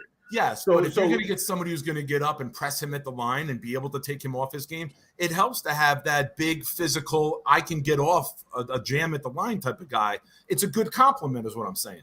Oh, no, I hear you, but one thing I will say about Matt says fuck everything. Don't mind me. I see. Hey, but here's one thing I will say about Devontae Smith that people, they want to crap on his size, and I've done it too, but I looked at his film. The man's feet are ridiculous. He almost reminds me of Chad Johnson's feet, where if you don't get a hand on him and actually knock him back, he's past you. And I think that's what he's done well in his rookie season last year. Now, A.J. Brown, I want to see him stay healthy because that's a good combination. I agree with you on that. But A.J. Brown has to stay healthy. You add that to Dallas Goedert, who I've been in love with Dallas Goedert since he got drafted to Philly. I mean, that's the reason why you trade away Zach Ertz, who's been a Pro Bowler. I mean, that's the reason why. Single-handedly with Gardner Minshew last year, the reason that the Jets lost that game after being up so much. Goddard just went off, and we had no answer. No. Nick, I love you, but they were playing the Jets, so anything's possible. I swear to God. Hey, the Jets can be up by 30 points, and until the clock strikes 0. The other team still has a chance. All right. Listen, I'm on the Jets hype train this year, boy. I'm telling you right now. I can admit, man. Joe Burrow just threw another touchdown. Go fuck yourself. hey, Nick.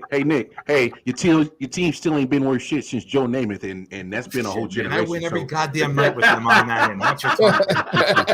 All right, let's finish up the Eagles real quick and get into why we brought Dave here. So we're going to speed through their roster. First 4. Lions, Vikings, Commanders, Jaguars.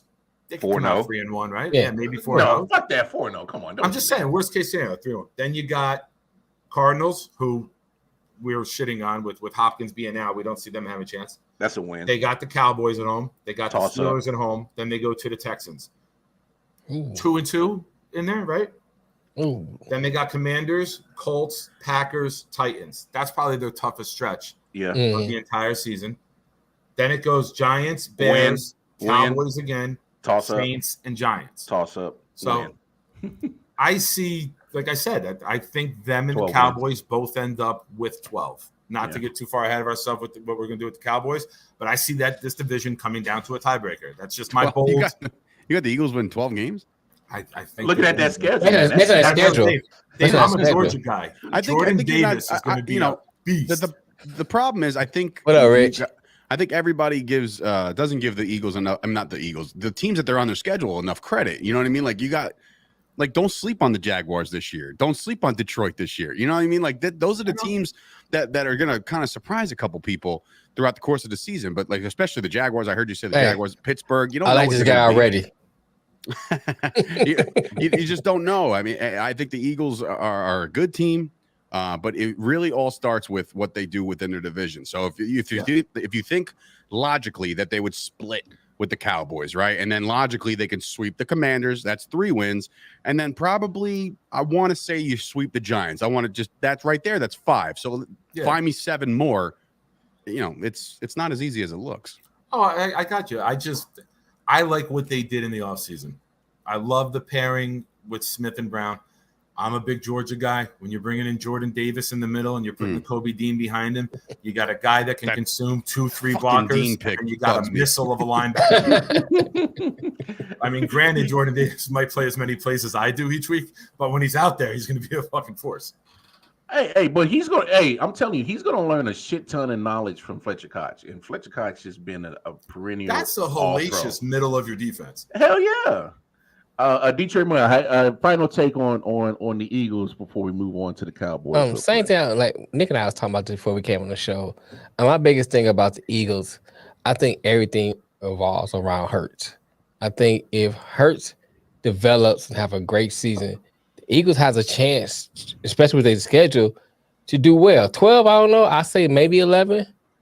But like what Dave said, trying to find those other 6 or 7 games will be hard, but if you look at the beginning of that schedule, everybody know I'm a Lions fan, but I don't think and I will say this, not because I'm a Lions fan, I don't think they'll get blown out like they did, but I can see them. I can see them beat the Lions. Where's that game? In Detroit? In Detroit. Yeah, it's in Detroit. It's in Detroit. I see. I don't know, man. I don't know. I mean, with the weapons the Lions got. Paper, right? On paper, you got to say Philly's going to be the favorite. On paper, what I'm saying. But my point, they'll be road favorites. But my point is, I can see them winning the game. So I'm just going by what I see. They're not winning that game. I don't think the Minnesota's going to be that easy. They play. Wait, hold on. Wait, you of all people, the Kirk Cousins hater is about to give. I'm always going to say fuck Kirk Cousins. I'm always going to say it. But if you look at the team, how Minnesota's structured, I don't think that it's going to be an easy game. It's not going to just look at, okay, I got Detroit, got Minnesota, that's 2-0. I don't think it's going to be that easy. Then who's the third team they play again? Commanders. The Commanders. I don't like Carson Wentz, so no. Who does? His own family don't like him. Right. That guy got kicked out of Thanksgiving dinner, 100%. Hey, I love you, Anthony, but it's Carson Wentz. They got to lose the team in it. Yeah, If any Commanders fan is hanging their season balance on Carson Wentz, just look at the Colts last year, man. They had a chance to wrap up everything, and the guy forgot how to play football for a week. So it's literally Ryan Fitzpatrick with a lesser beard. but hell no. Fitzpatrick would have won that game against the Jaguars. Damn that. He would have won that game. I don't know, man. We went into Buffalo 2 years ago, and he threw 5 picks on the last day of the season. I don't trust that guy. Matching up with the Cowboys, I mean, you know, they play them all the time. Thanksgiving dinner, you cannot trust Fitzpatrick the rest of the season. Matching with the Cowboys, you know, they familiar with each other, so that I can see that logically being split, you know. So it's tough, man. It's tough. But like my thing is, the whole thing goes by Hurts. How Hurts does. If Hurts, is improved. I like the pieces they put in there in Philly. I mean, I can see Philly as being pretty good too, though. They got a fucking asshole for a coach. His first press conference again at Dallas week was "Beat Dallas" t-shirt. Like, you idiot, we just ran 45, 50 points on you Monday Night Football. What's wrong? But you got that, new guy.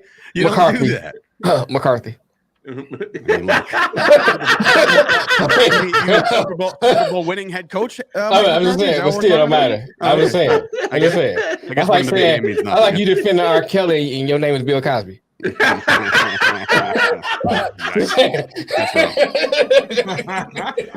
Oh my gosh! All right. Let's move on to why we got Dave here, because we're doing our NFC East preview, and we're reaching out to people that we know that have podcasts and are fans of certain teams that we're covering. So, all right, Dave, give us the rundown, bro. All the moves, transactions, free agencies, trades, signings, releases. But no, literally. Dave, we've been doing I've been giving a breakdown of each team. Give us the free agent moves that you like, the losses that you don't like, and then we'll move on to the draft. Like, you haven't had any coaching changes, right? Coordinator and no, in fact, they brought back DC, right? Dan Quinn. DQ came back, huh? He was interviewing like that. Yeah, he had a bunch of interviews. He almost left town, but then he realized, I could probably take over this team if things go slow in the beginning. You just said you got a Super Bowl winning coach. You don't think? Dude, I can't get behind McCarthy. I was just trying to become my guy.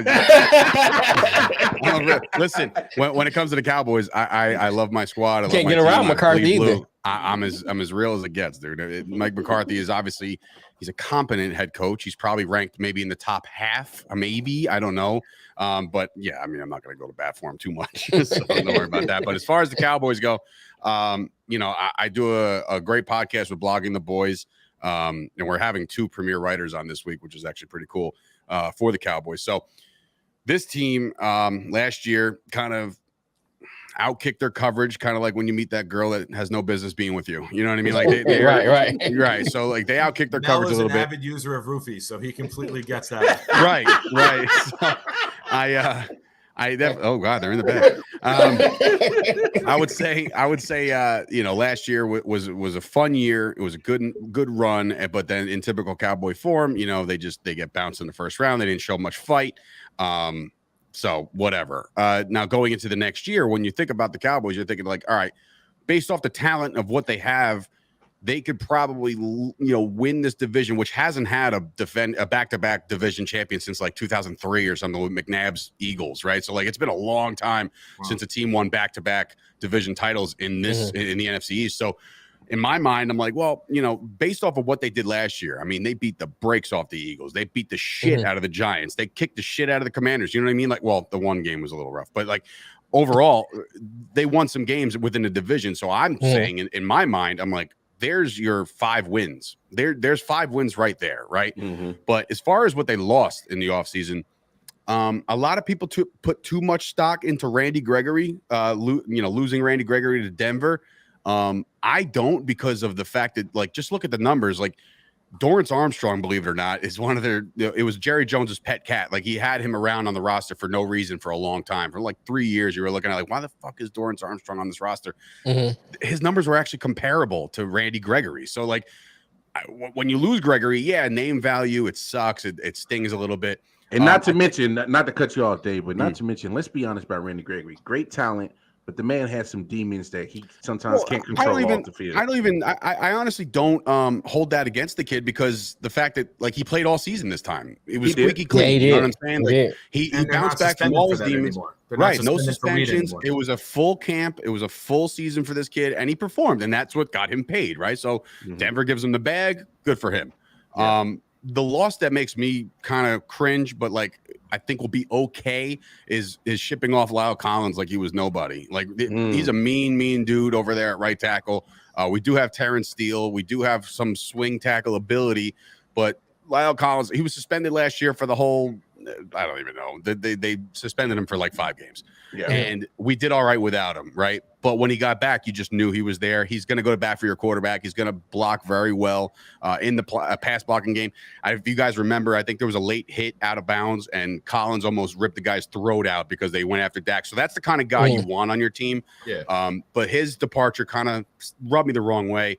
But overall, like the gains, I mean, there wasn't many other departures other than that. And yeah, I guess you could say you were going ballistic on Twitter for the first couple of days of free agency. Like, when are we doing something? Because when you send off all these assets for nothing, i.e., Amari Cooper, you got nothing for him, other than $20 million in cap space is all you got. And guess how you guys are never going to believe this, but guess how much cap space the Cowboys have right now on July 21st? 18 and a half. $21 million. So they could have kept Amari Cooper and did everything else they wanted to do, but they shipped him off. And there's things about Amari Cooper's game that I kind of like, I look back and I'm like, well, where the fuck was he on that one? You know what I mean? Like there's a lot of plays he didn't show up, and there's a lot of fourth quarters he doesn't show up. I still believe Amari Cooper's still probably one of the better route runners in the game of football right now. And if Deshawn Watson is under center, he might have some fun over there. If it's the backup for a couple weeks, he might struggle. He might disappear. What's up? You think you make that move because it's they know CeeDee Lamb is about to be the man? Yeah, when we drafted CeeDee Lamb, him go because you got a 1A. Yeah, when CeeDee Lamb was drafted, I said it going into last year. I said by week 6 of 2021, Cooper was no longer going to be the man over there. I said CeeDee Lamb is going to be your wide receiver 1. And while the stats didn't show that, CeeDee Lamb had a down year compared to his rookie year. But that 2020 year is just wacky as it is. But he was getting more respect too. He was getting a little bit more. Now. Yeah, they were respecting him on the outside, and now he's going to really have to command respect because he is the wide receiver 1. And when you look at that receiving core, it's alarming a little bit. Not so much because I do like the draft pick. I mean, that the kid is unbelievable. I think Jalen is going to be a phenomenal pick. Give him some time to develop.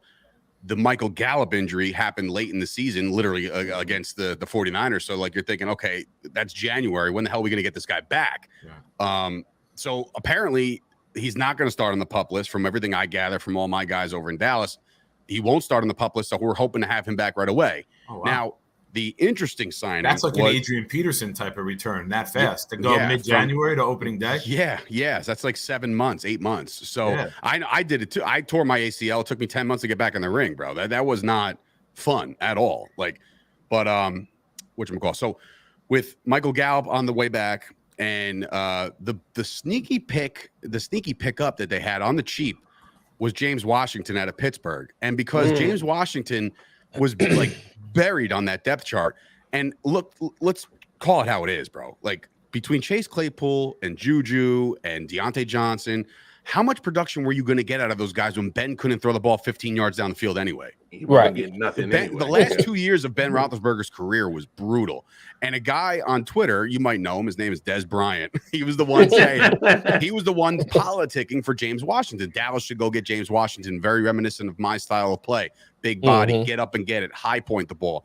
So I like that. I like the pickup of James Washington, but then there's guys in Dallas, writers in Dallas that say this guy might not make the roster because Jalen Tolbert might emerge. I don't know. Noah Brown's been there for I don't even know, 6 years at this point, but he's a good blocking receiver, much like, my man Zeke is a good pass blocking running back, which everybody gets on my case about because I still think Ezekiel Elliott is a top 10 back in the league, but people just go nuts on me. with that one. But well, he is a good pass blocking running back until Aaron Donald's on the underside. I mean, yeah, I haven't really had to experience that. We won't have to experience that either. So that's a good thing. Whatchamacall. So as far as the Cowboys go, the free agency was very dull. They're sitting there on all this money. They really lowballed fucking Von Miller when they tried to get him, and Von Miller was like, I would have went to Dallas, but not for that much less. You know what I mean? Like, this guy was like, felt disrespected. I do like a lot of guys in their second year. Not second year. Well, obviously Micah Parsons is a generational player. Everybody likes Micah Parsons. You can't hate the guy. The only people that are going to hate the guy is much like I hated Lawrence Taylor. You know what I mean? Like, because he's just a menace. This guy is going to be in your ass every week. You know what I mean? Like, Micah Parsons is going to be good.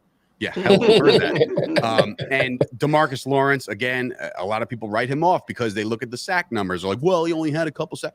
Bro, the different things that Demarcus Lawrence can do on defense, as far as like, obviously, draw a double team, draw that extra block, draw everything, run stopper. But the Cowboys have been piss poor stopping the run the last couple of years, except for him. You know what I mean? So except for Demarcus Lawrence getting involved over there. I think fucking Giants fans, you're gonna find Giants haters. When I see things like that all day, Matt is like strangely angry all the time. When I see things like that, I ask him like, well, okay, show me on the doll where Micah Parsons hurt you. You know what I mean? Like, what are we talking about? Fuck Micah Parsons. Like, the kid did anything wrong in his entire rookie year. He trusts me here. Yeah, right. Trayvon Diggs coming into another year, which is, by the way, I don't know if you guys saw that, he had 11 picks. He had 11 picks last year, and his over-under on picks this year is it might have even been 13.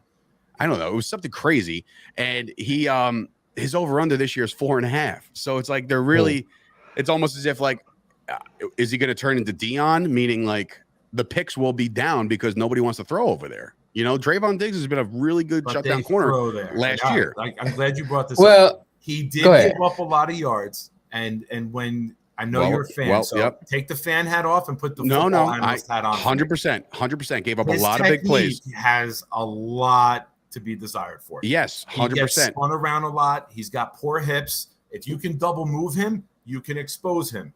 But you need a lot of top. You need a lot of help over the top. Superb athlete, and he can make up for his technical flaws with his athleticism. Yeah, his ball skills. That ball's in the air. He's taking it down. Yes, if he can improve his technique, he can get to that level, but he's not there yet. No, and I think a lot of his picks, 4 or 5 that I saw, because early in the year last year, you know, they play the Giants. It's on TV in the market. They play the Eagles. They're on the Sunday night game, the Thursday night game against the Bucs to start the season. We saw him a lot early. A lot of those picks were like a bobbled pass, like 3 or 4 that I saw weren't a clean pick. He did make fantastic. Hey, Nick. Pick he made in the Tampa Bay you can't hate the man for the picks. The man gets the picks. Hey, so when a guy comes down with a ball, player, you get the interceptions. I get that job. I get that, but some of them were tipped or bobbled. Yeah, but I will give him credit. The same thing is like if I throw a 50-50 ball to CeeDee Lamb and he bobbles it and catches it, I'm gonna be like, well, you know, he did bobble it. Like, no, he caught the damn ball. So that's a catch. I got you. You know what I'm saying? He does make some outstanding plays, and I'll give him credit. I'm not just shitting on him. The interception he made in the Tampa Bay game when he jumped like Spud Webb on the sideline and brought that in, that was a jaw-dropping play. That was you thought that was the game-changing moment, right? Obviously, that game went back and forth, and both teams it was week 1. Had we had an actual competent kicker, we would have won that game. Both teams were giving that game away. And Diggs did all he could to try to win that game. So I give him credit for that.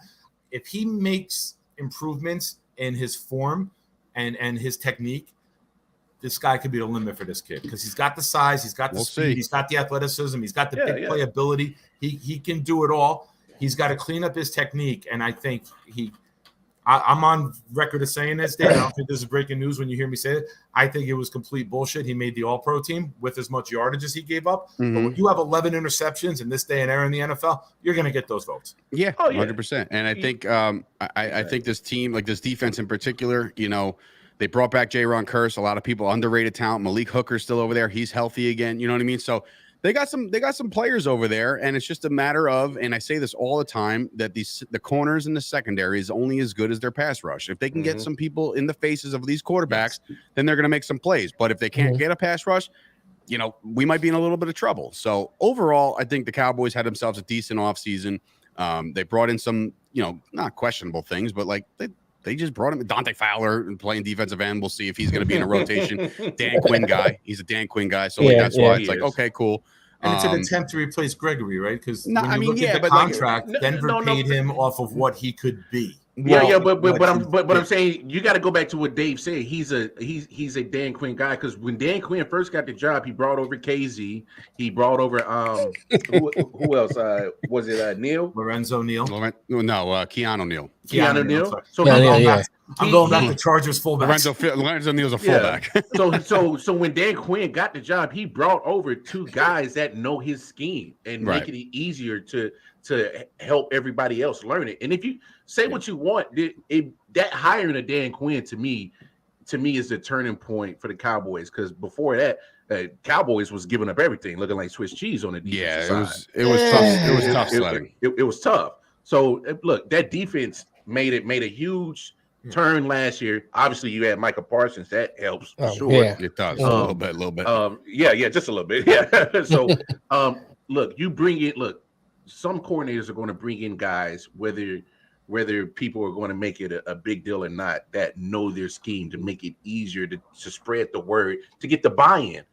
They bought in last year, and you get another year under Dan Quinn. To me, it's more on the flip side. I think you guys got a dilemma with Anthony. I think you guys got a dilemma with playing time with Zeke and your boy Pollard. I like Pollard, man. I'll be the first one to tell you, and I think Cowboys fans in general, like, this is a really good problem to have, man. Like, I don't care. You know what I'm saying? Like, a lot of people are like, well, this guy should get more. I think they realize that too. I think Kellen Moore is also coaching for his life this year alongside of Mike McCarthy. Both of these guys got to deliver. Everybody and their mother were banging over their heads saying, get Pollard the ball, get Pollard the ball. They didn't do that against San Fran. They didn't even do that. I think they had like 3 carries or something stupid, right? And this was after, ready for this, resting him against Philly. You know what I mean? So right. So like they rested for. Right, exactly. So it was not a well executed game plan at all. But this year, it's a good problem to have. I still think Zeke's got a lot left in the tank, man. And this guy is absolutely. He was hurt last year. He was. Yeah. I mean, he tore his PCL in week 4, and everybody forgets this. Everybody forgets that Zeke Elliott was leading the league in rushing going into week 4. He was having himself a start, and you tear your PCL. I don't care who you are. You're not Superman. That's not good. If it's your knee and you're a running back, there's going to be issues. And the problem is, Zeke Elliott is too hard-headed, and he'll be the first one to tell you. He ain't going to tell you he's hurt. He wants to go out there and play. He's a gamer. So that's what I love about the kid. That would have been a Wally Pitt moment. Dave, you see that question? Pollard would have carried the torch. Yeah, no, I see it. Dave, what do you think about the Cowboys' first pick draft? Those linemen who lead the NCAA in holding. Yeah, no, I know. That was the first thing I tweeted, actually, as soon as I was like, solid. We got a guy that can just, add more penalties. He's rough around the edges. He's definitely rough around the edges. He's got the size, definitely the size. He's going to start off as their left guard because Connor Williams, they let him go to Miami, which, again, I wasn't really a big fan of him. Love his story, not the play. Because he led the league in holding calls last year, so it was like a whole nother. Like, why don't we just replace him with the same guy? But we got big tree fall hard on the end. Tyron Smith, like, it's only a matter of time before he goes down. So we're gonna breed this guy to be the next left tackle of the Cowboys, and we're gonna start him on the inside. So I like the move. I like what they have in this kid, and pretty much give him playing time till you move him over to the left tackle. Yeah, exactly. Might as well. Any thoughts on the Cowboys of actually putting Mike McCarthy on the line? That fat fuck. What do you mean? McCarthy. Oh yeah, he can play offensive line. Yeah, sure. He could definitely play offensive line for sure. I'd start him at right tackle or right guard. It's a little less focused. I kind of know where you're at because I watch your show often, so I know your thoughts and I know where you're at. Give us projections for the Cowboys, win-loss record, and even though we're doing a playoff preview later in the offseason, give us your projections for the team, what you think realistically they do. Yeah, I mean, again, they went 12-5 last year. They had a lot of big games. They ran some teams out of the stadium, which was great. And then they had games against Denver where they didn't show up. So it's like it's very hard to predict what this Cowboys team can do. What people are not talking about, and I'm cool with this because I think when the Cowboys are the center of attention, it's annoying. You know what I mean? Like it's almost as like, I've never noticed. Right. That's what I'm saying. Come on, Dave. Be realistic. Breaking news here on the I.O.W. No. What I'm Come saying on, Dave. Be realistic. Cowboys will always be in the. No, that's what I'm saying. It's always a thing, right? But like, it's nice to not. They're kind of flying under the radar now. Like, there's nothing. There's no drama. There's nothing. There's nobody getting arrested. It's great, right? It's great in Dallas right now.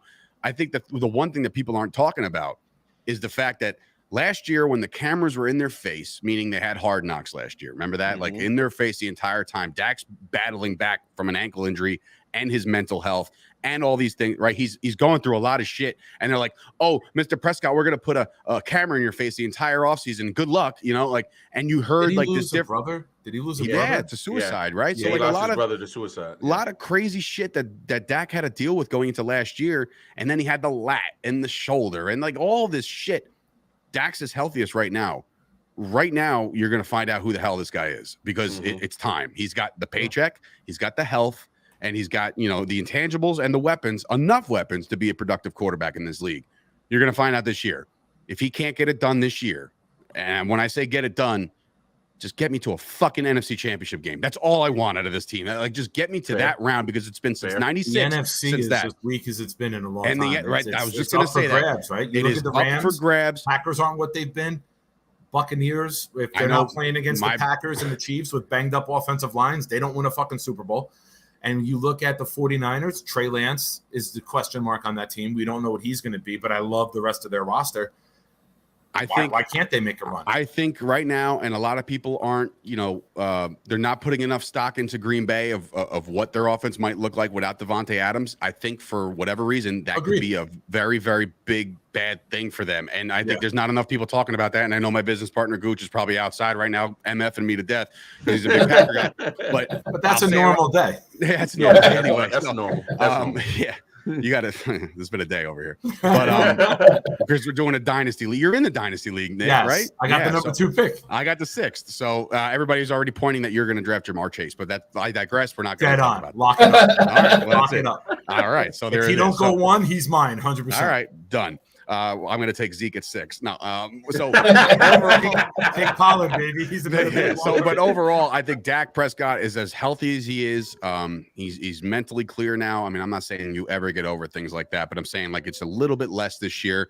He's focused on football. If you watched Hard Knocks last year, you kind of got the idea that when Dak has a press conference and he has the podium in front of him, he's Mr. Buttoned up. We did our best. Blah blah blah blah blah. When you saw him on the practice field and the cameras were rolling, that motherfucker sounded like Kobe Bryant. You know what I mean? Like that dog, like that guy that's going to really fucking get in your ass. Yeah. Like, bro, there was one time, I think Garrett Gilbert was one of our backup quarterbacks, or one of the backup quarterbacks was saying that he was getting reps. And then like he took a play off and Dak was like, get the fuck out there. I'm go back in. What are you doing? This fucking practice, get back in there. So like you heard this mentality, and that was last year. I think this year it's a whole different ballgame. As far as taking the next step, I mean, the NFC, like I said, I think I agree with you, Nick. It's very, very open. Green Bay is always going to be a threat no matter what because Rodgers is under center. I always think that now the Rams, do I want them to have a Super Bowl hangover? Sure, I do. But like, will they? They're fucking stacked again. You know what I mean? So they got a big team over there in the West. And that but outside of that, I don't think he lets them unless they get banged up ridiculously with injuries. And I might be in the minority here, but I don't think Brady has a good year this year. I don't. I think this is. This is the year where he gets knocked around a little bit, and he's like, "Fuck, I should have stayed home." You know, I should have fucking stayed home. And listen, I know he's the kind of guy that makes me eat my words. Are going to go back to this episode and be like, "Look at this fucking loser over here." Tom Brady's done. I think it. I'm calling it right now. Dallas opening week will win that game.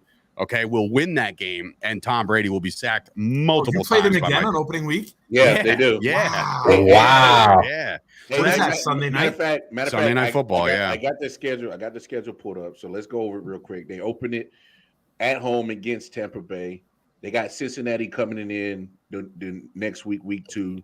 It's going to be a tough game. You got Tampa Bay and Cincinnati to start the year. Like, cool. Wow. Right. Good Lord.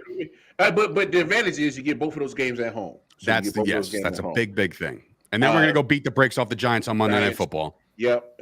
I'll be there for that one, getting drunk. So Matt Jacko, if you're there, come drink a beer with me, and then I'll drink a beer to fucking sorrow, drown your sorrows at the end of that. I'll be in lot J more than likely. So come see me.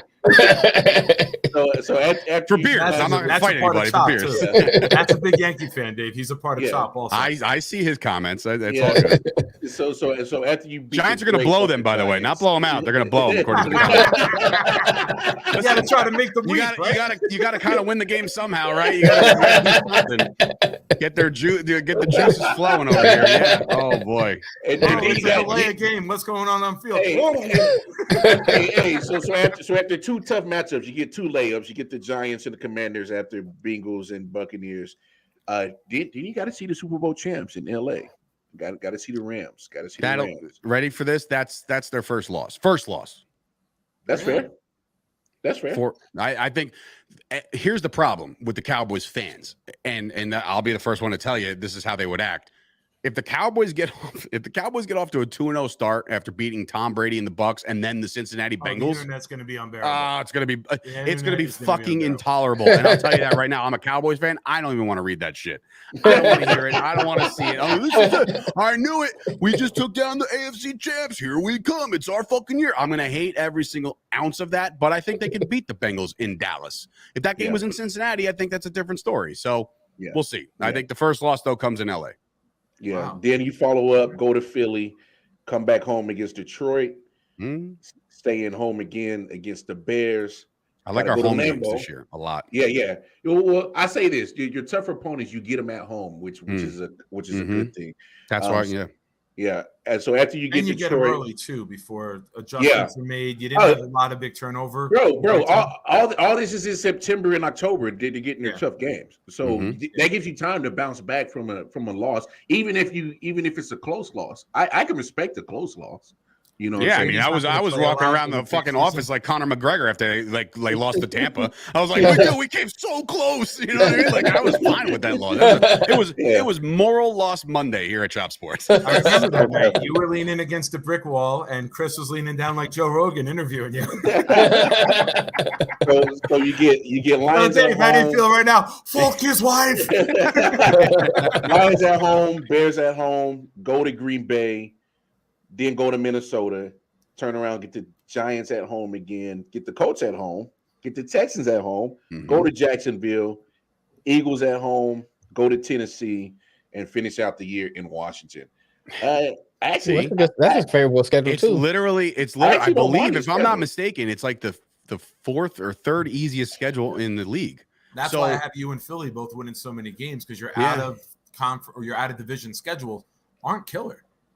Yeah, and I will say this, mark my words, and I've said it publicly, I'll say it a million times over, the Cowboys are going into Green Bay and beating the Green Bay Packers this year, by the way. That's happening. Aaron Rodgers, I won't be surprised by that, though. Done with you, too. What is that? That's what, October? Yeah, it is October, yeah. Okay. So, that's actually November 13th. November. It's in November, actually. The Jets go into Green Bay October 17th. We're going to beat them. Before I get out of here, I got to say this real quick. The fucking Browns, and I saw the comment because they were working out Josh Rosen and AJ McCarron. The fucking Browns bringing in Josh Rosen over like a guy like Colin Kaepernick is fucking ridiculous. I'm sorry. Josh Rosen is the biggest piece of garbage walking this earth, and he doesn't even like football. So the guy just sucks. There's no reason, dude. I would have took a bag of fucking balls before I signed Josh Rosen. So this guy stinks. Horrible signing, but it's horrible. Hey, but to me, that's not telling that of a suspension for Deshawn Watson. That's just you got to fill a roster move or fill a quarterback spot because you just traded away Baker. That's what that means. Another arm for camp, right? Yeah, fine. Get anybody else. Anybody else. Anybody but Rosen. I feel like signing Josh Rosen would be like signing a Kardashian. You're taking just somebody from a rich family to put on a jersey and try to like be cute and like play the role. Ready for this? The Browns could have signed AJ McCarron's girlfriend, and it would have been better than fucking Josh Rosen. She's a smoker. Look her up, man. Who was that guy? Wasn't Brent Musgrove or something? He was like jerking off during the broadcast. Like, yeah, Brent Musgrove. He's like, oh, see her? That's what happens when you get a quarterback. And I'm like, man, you doing that on the air, dude? Like, holy shit! Hey, that boy was losing literally on ABC, drooling bro. like hooch. Hey, Dave, man, we appreciate you. Hey, appreciate you, man. Appreciate you. Anytime, fellas. Anytime. The Cowboys. Will they win the Super Bowl? I doubt it, but it'll be fun to be there. So we'll see. Hey, before you get off of here, man, please. Plug Chop Sports, plug all your product, plug everything that you do. So if any viewers out here love what you brought to the show, they can go and follow you, bro. Go ahead. You can find this heat every day over at the Chop Sports Daily at 11 o'clock in the morning. We go live, me and my partner Gooch. We do that. We're big things coming over at Chop Sports down at the studio. Now we're turning this into a complete, just a rentable space for people to come in and create their own content. So that's our next business plan. That's our next business move. I think there's a lot of people that want to do podcasts and don't know how or don't know how to set it up. And now all you got to do is drive and come and set up and we'll be right there. So we're going to be doing that. I'm also with the Cowboys, Blogging the Boys, and that's the biggest Dallas Cowboy podcast in the world right now. So that's a fact. And I get to be on that and talk shit over there as well, over on the Blogging the Boys podcast network. But with Chop Sports, follow us at Chop Sports Media all over the interwebs between Twitter and Instagram and all that shit. And I'm Chop Sports Search on Instagram. And if you want to follow me on Twitter, you better be ready for the fucking heat because I bring it on Twitter all the time on Twitter. Like at Dave Sturchio on Twitter. I like Dave. Where do I send the money for my season pass? Because I feel like it's you don't want to listen. I used to make a rule to myself, like for Cowboys games. I did make this rule. I don't drink anymore during Cowboys games. I just don't do it because I've lost phones. I can't post during a Jet game. I've lost phones. I've lost televisions. I've lost girlfriends. I've lost a lot of shit over the Cowboys over the years. I decided to cut out one thing, cut out the booze. I'll drink like a fucking fish at the MetLife tailgate, but I won't drink anymore in the game. I'll sober up and I'll come down and I'll be able to talk my shit sober. So one last thing. If we got 2 minutes, you got the hat on while we got you. What's your thoughts on the Yankees? Where we're at? Herman just got activated after this game. Did we win game one? I didn't even get checked. We lost 3-2 in the bottom of the ninth. I was so busy IKF tied it up in the top of the ninth, and we lost in the bottom of the ninth. Yeah.